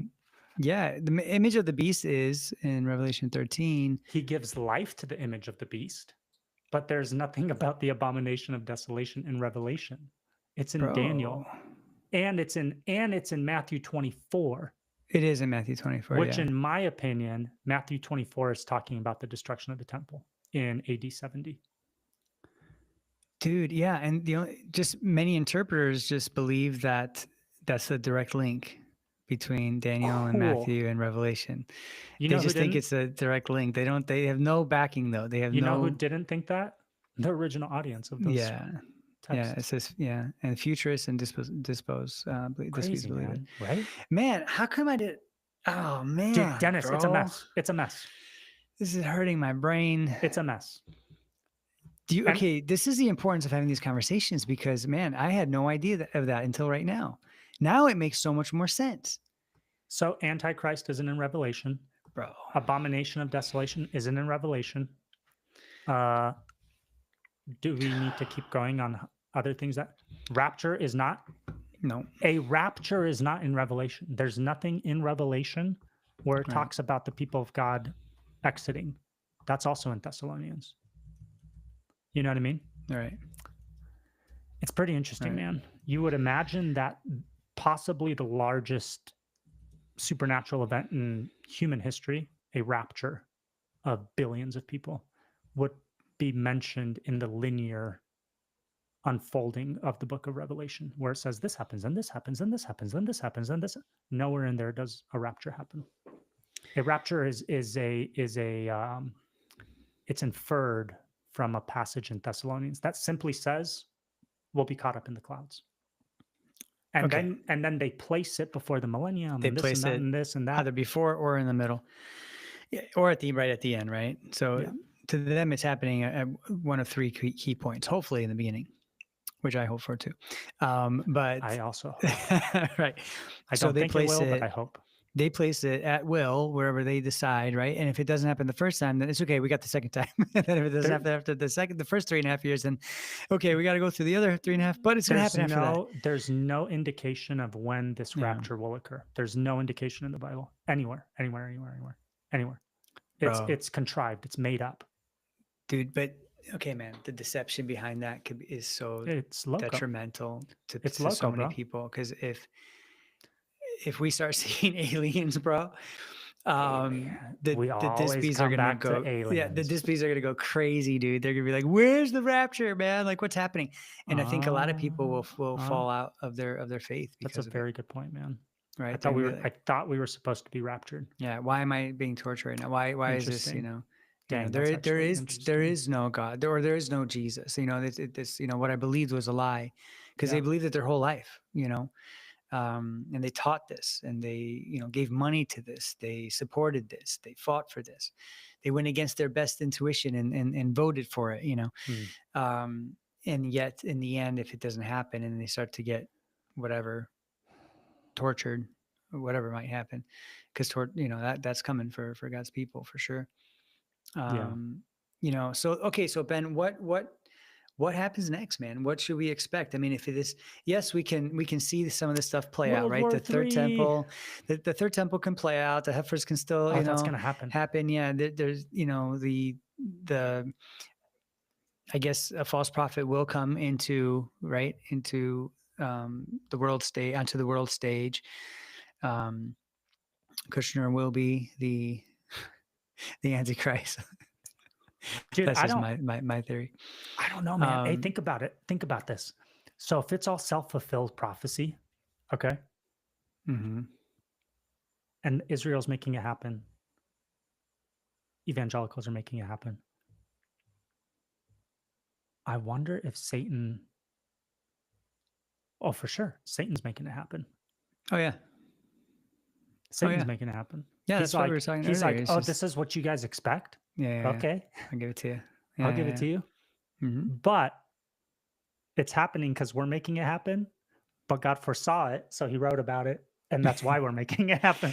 Looking at it that way actually makes predestination makes sense. Oh, for sure, for sure. That's how I believe predestination works. Right. I mean, it actually makes sense. That's how I believe it works. I don't believe God's making you do everything. Right. Like I said before, I think God created the timeline that glorifies Jesus the most, and there's no there's no alteration from what He initiated. You know, but dude, it's such a mind. It hurts my brain, man. I had this conversation at lunch yesterday, actually. Really? With someone. Yeah, it was a group of guys and we were talking about it, and someone brought it up, and it's so hard to talk about, to even explain it sometimes, and especially to a group of people that have they think I'm crazy. They're just I love it. That's my favorite part. When people are like, "You're crazy," and you're just like, "Can you show me why you believe what you believe?" Well, no, none of them can. No. None of them have a verse. Nobody has. But then if I tell you why I believe what I believe, they're like, "No, that's not true." Right. It's like, bro, you don't even know where those who bless Israel will be blessed is in the Bible, Ted Cruz. Hey, okay, hold on. I'm making a list here. So in Revelation, there's no mention of a rapture. There's no abomination, of desolation. There's no Antichrist. no Antichrist. There's No. the beast and there's the false prophet. Yes. No Antichrist. Hey, no. And the dragon too. What do you mean? The dragon, Satan, Revelation 12, gives power to the beast. The dragon is also called Satan.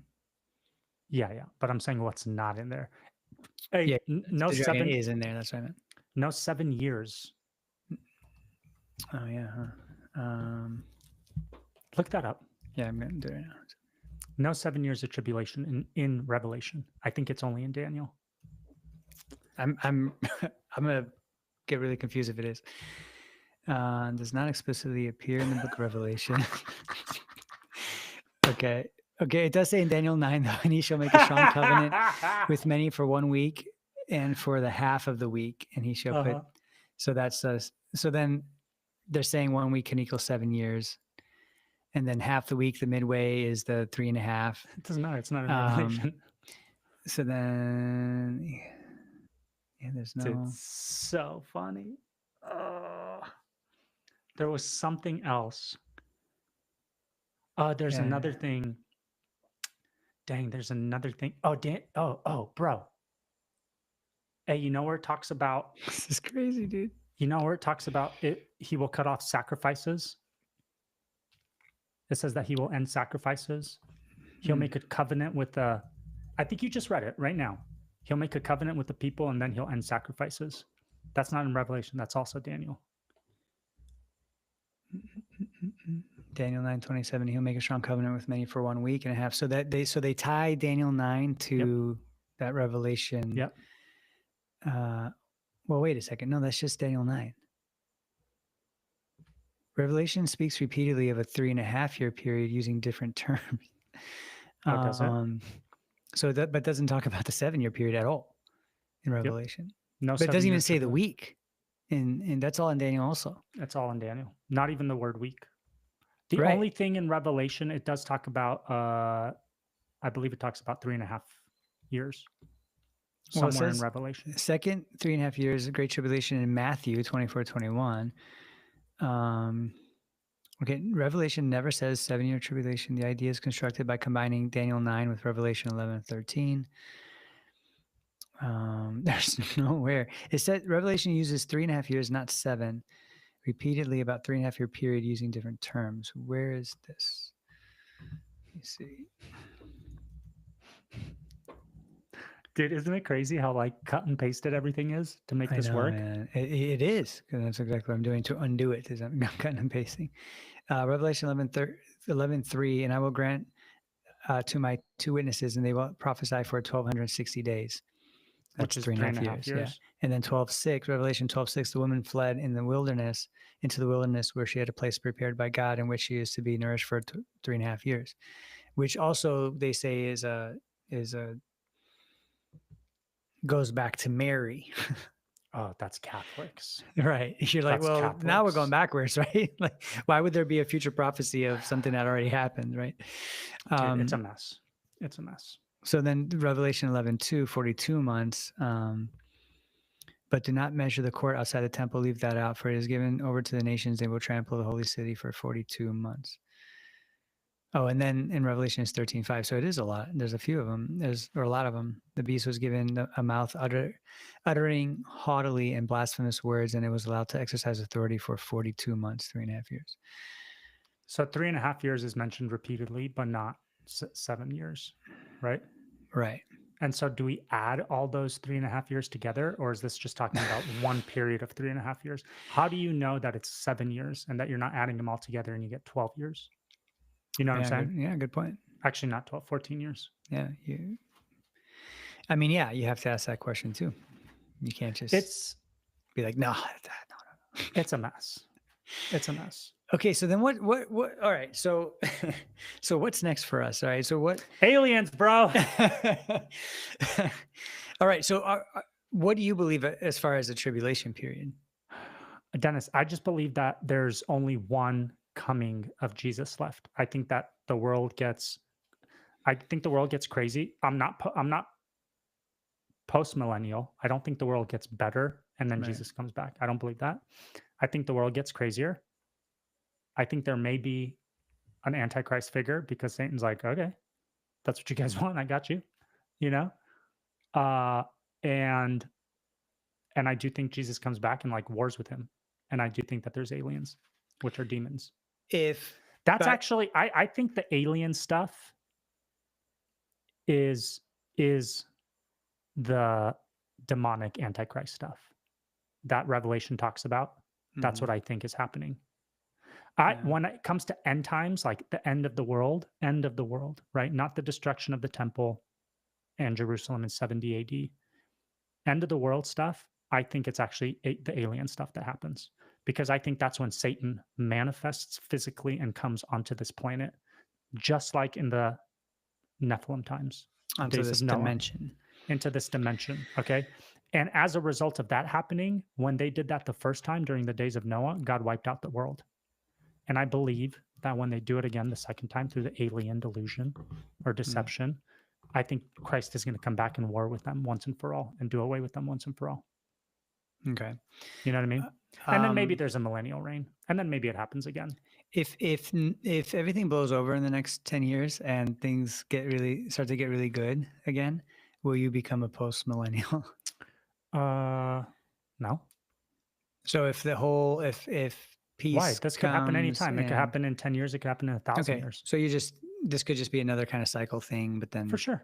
but at one point it's going to happen. Bro, when the aliens come, there's no at one point. This is it.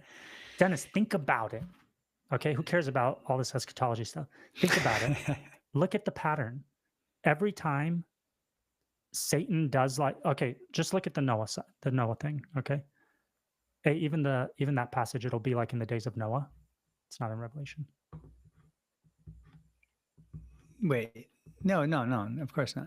Yeah, Of course that's in Matthew, right? I think it's Matthew or Thessalonians. I don't remember. Okay. But think about it. When Satan started messing with the world itself physically, like started getting chicks pregnant, the gods came down, right? Lived amongst men for actually quite a long time. Yeah. And screwed up like God's design for this place. That's when God supernaturally steps in a big way, like huge way. Outside of the rapture would be the second greatest event in human history. I think the flood's the first. The flood is the first. I would agree, yeah. The biggest supernatural event that has the most ramifications in human history.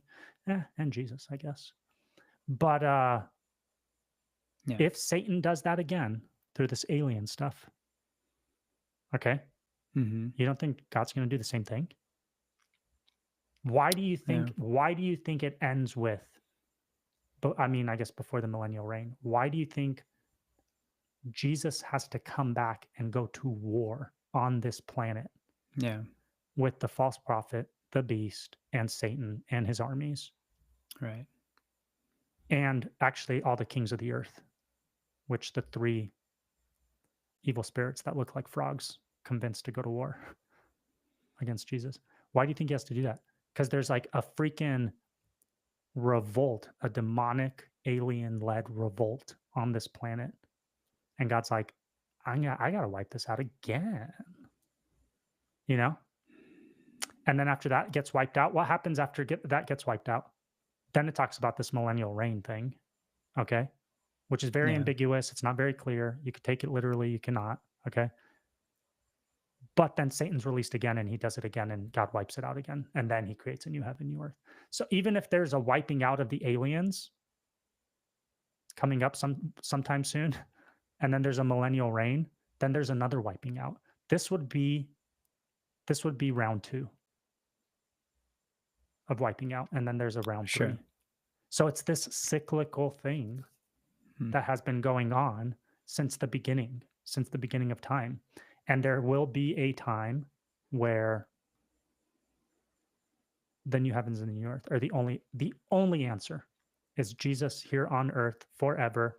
Sin, death, Satan, in the lake of fire for all Yeah. eternity, never to be released again. That's the only time it doesn't go bad. And we're coming up on the halfway mark. We're not coming up on the end. We're coming up on the halfway mark. You know, it's pretty crazy, man. Well, yeah, I because love it. doesn't Satan have to be released also before the last final one? That's at the end of the millennial reign. Yeah. That's what I'm saying. That's the Yeah. final. That's the final. That's one, the final destruction of we're- all things. We're right before the second one. We're right before the second destruction. Yeah. And I think that when he comes the third time, when Christ, actually, I'm sorry, Christ doesn't come the third time. It says that Christ is on the earth during the millennial reign. So he comes, he reigns for the millennial, and then Satan's released again. While he's here. I think while he's here. I That think doesn't while make he's here. sense. Hey, pull it up. Pull it up. How I think even you're pull that up. Revelation 21, maybe 2021. Look up millennial reign. I think Jesus is here and Satan is released again. And then it's funny because if you think that it's oh my God, the restrainer, Dennis, the restrainer. Have you heard this thing that the Holy Spirit has to be taken away? Yeah, I've heard Not that. in Revelation. That's a huge Not in Revelation. Okay. Are you sure about that? You're Pull sure it up. about that? Oh, hang on. I'm looking at the other one. I can't do two things at once. I'll look it up. Dude, it's wild, man. This is good though. We need to know these things so Yeah, that we man. know I why mean, I we thought believe I knew what we what it was. believe.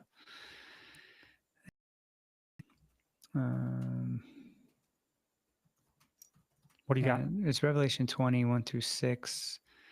Then I saw an angel coming down from heaven, holding in his hand the key to the bottomless pit and a great chain. He seized the dragon, the ancient serpent, who is the devil and Satan, and bound him for 1,000 years, and threw him into the pit and shut it and sealed it over him, so that he might not deceive the nations any longer until the 1,000 years were ended. After that, he must be released for a little while. Then I saw thrones, and seated on them were those to whom the authority to judge was committed. Also, I saw the souls of those who had been beheaded, not worship the beast. They So came to life, at the end of the millennial kingdom or millennial reign, Satan's released again. But nowhere in there does it say that like he has left at some point, right? Yeah, I mean, I can't tell when he's here and when he leaves or anything.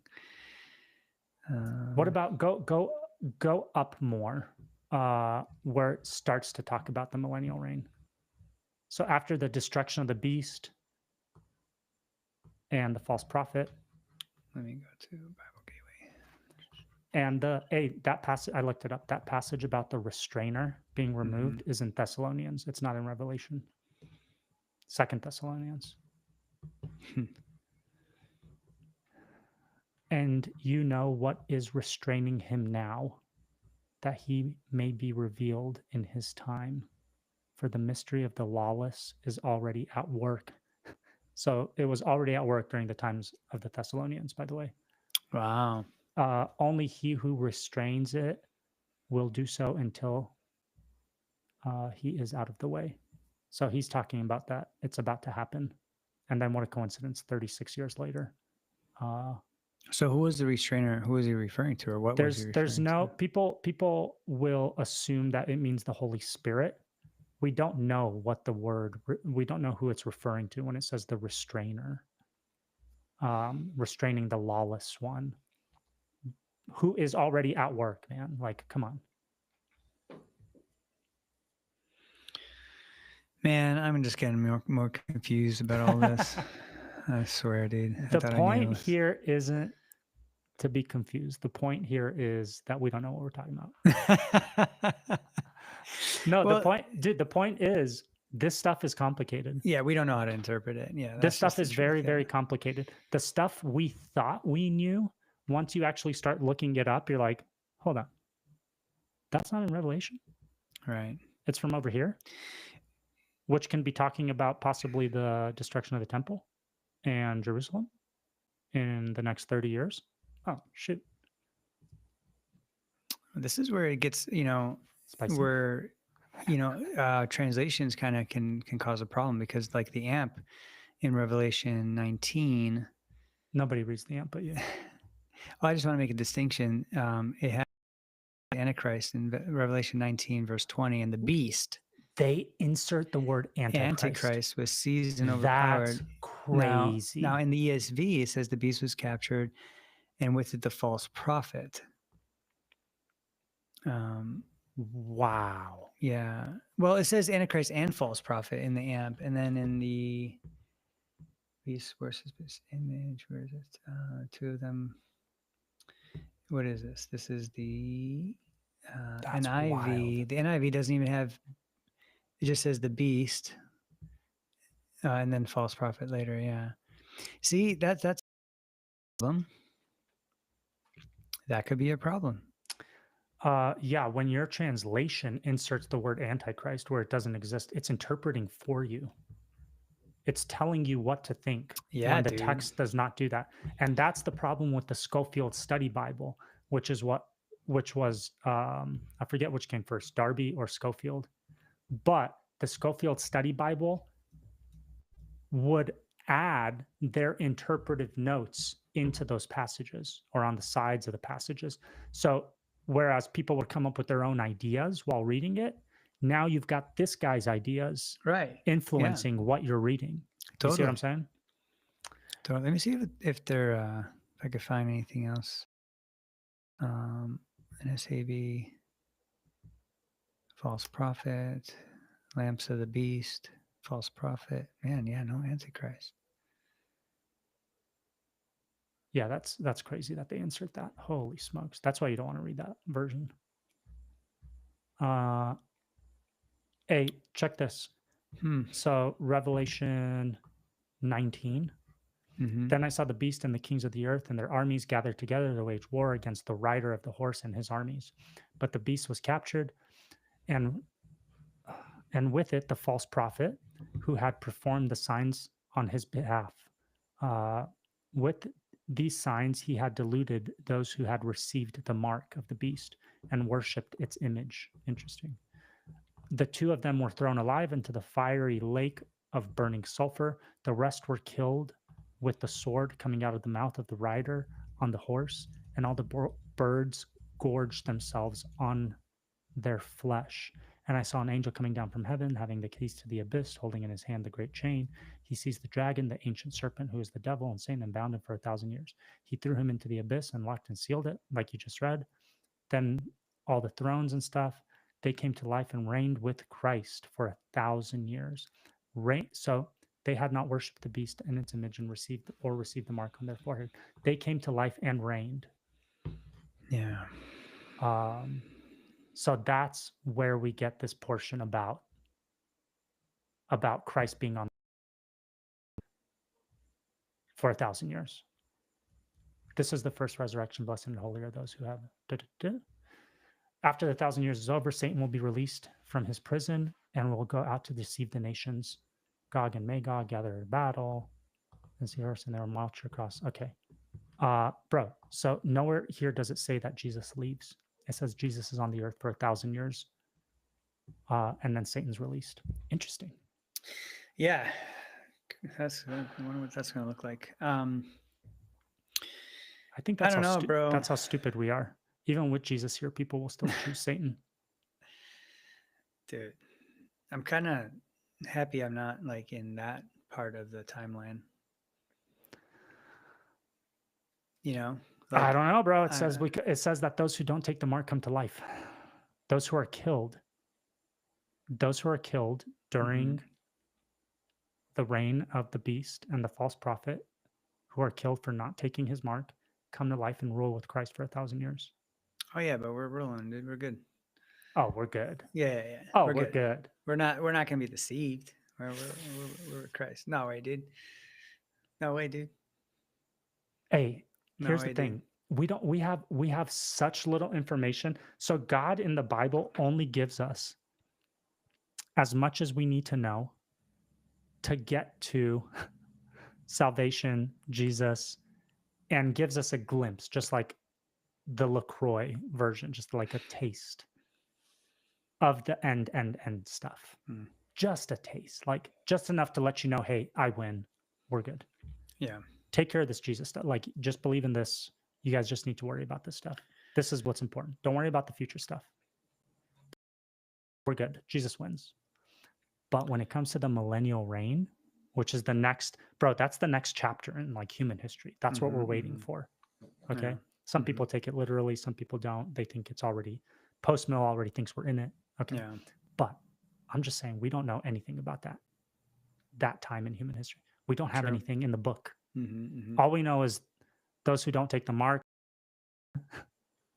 to reign, then Satan's released, and that's it. But we have nothing else in there. We don't know if those who are raised can be deceived. We don't know if those who are raised can die again. We don't know what life looks like. We don't know if we have superpowers. We don't know anything. We don't know anything. Huh? Yeah, that's pretty wild. All right, bro. I don't know. Thanks for confusing you. Well, you know, it's not that I'm confused. I'm basically like it's wiped my slate clean almost to a point where like, all right, now let me see if I can figure, not that I have to, but like, yeah, it is a good thing. You're right. And it's, yeah, I don't know. I guess I'll just keep reading, you know, and just try to see what the Lord wants me to know and what he doesn't, you know. What I do know is this: the will of God for us is to conform us into his image, right? To make us more like Christ. That's his will for us. So he's going to use whatever that means, whatever it takes to make us more into Christ. So, with that said, like, all right, whatever comes, I don't have to worry about anything if I'm putting my hope in Jesus. And if I think it's more than just putting our hope in Jesus and just saying we believe. I think it's just this deliberate, conscious act of actually following and communing with him. Throughout the day. I've looked at my relationship with Jesus has changed in the sense that it's become way more interactive than it ever has been. Where it's just, I talk to him all the time about everything. Like I'm just, you know, he's top of mind constantly. And it helps with, you know, all kinds of things, my shortcomings and also pride or anything. But I think that's the key. Like that's the thing with Jesus. Like he came to show us how to live a different life in a different way, which is his way. He came to show us what it means to be one with the Father. And I love the book of John because it talks so much about this. And I think that a lot of this stuff can be, is made to be a distraction in a sense, to, you know, or the enemy uses this stuff to be a distraction, right? He uses these different theories and ideas and Darby and Schofield and some early church fathers, you know, whatever. I mean, he's been doing this for 2,000 years, right? Or more really. But, you know, after Christ, for the last 2,000 years. And we also have to consider that was the end. After Jesus like ascended back to the Father, that was like the end time started. You know, so like no one, like you said earlier, no one thought about 2,000 years later. They all thought like he's coming soon, like really soon. That's why they kept saying it, you know, and we still should live with that. We talked about this earlier, but I think we just get caught up in this whole idea of understanding or trying to understand. And we're literally losing so much, like we're wasting a lot of time on it, I think, to be honest. Me too. You know, and it makes us a little crazy because we turn into people that will stand up for pure evil. You know, we go against what Jesus like came to taught, right? Like he didn't come to teach us violence. Like he didn't come to do that. You know, that's what they wanted back then too. Yeah. You know, so we're repeating ourselves in that sense. And I think that it's almost like better just like, let's blow up the ideas that we have about eschatology and let's wait for the aliens, you know, but let's also have Jesus like in the forefront of our mind and hearts all the time and learn his commands and understand his word. For me, I asked you this question weeks ago or months ago now, what was the word of God? When they talked about the word of the Lord came, or the word, to keep my commands, my laws, my precepts, like my word, keep my word, those who keep my word. Like, what was that? What did that encapsulate? Right. Because, not all the letters were written, and the Revelation wasn't written back then. For sure. When that was, when some of those, so, what is he talking? What was the word of God exactly? And, but if there was a church, all the letters, They didn't have them Yeah. until 300 AD, around so they there went somewhere. on. So what they were going on was whatever letter they had, plus the Old Testament. Old Testament and the oral teachings of the apostles or their right-hand men. This is where the Catholics will say, well, we trace our lineage back to the apostles through the bishops and through the church fathers, and we know the early church, the Catholic Church, knows what the apostles were talking about. So this is why we have to follow them. But it's because they didn't have the Bible. Yeah. Like, that's why that Yeah. was so important. That leadership structure didn't have the word, Right. Yeah. But then but when they referred to the word, they had plus, so all they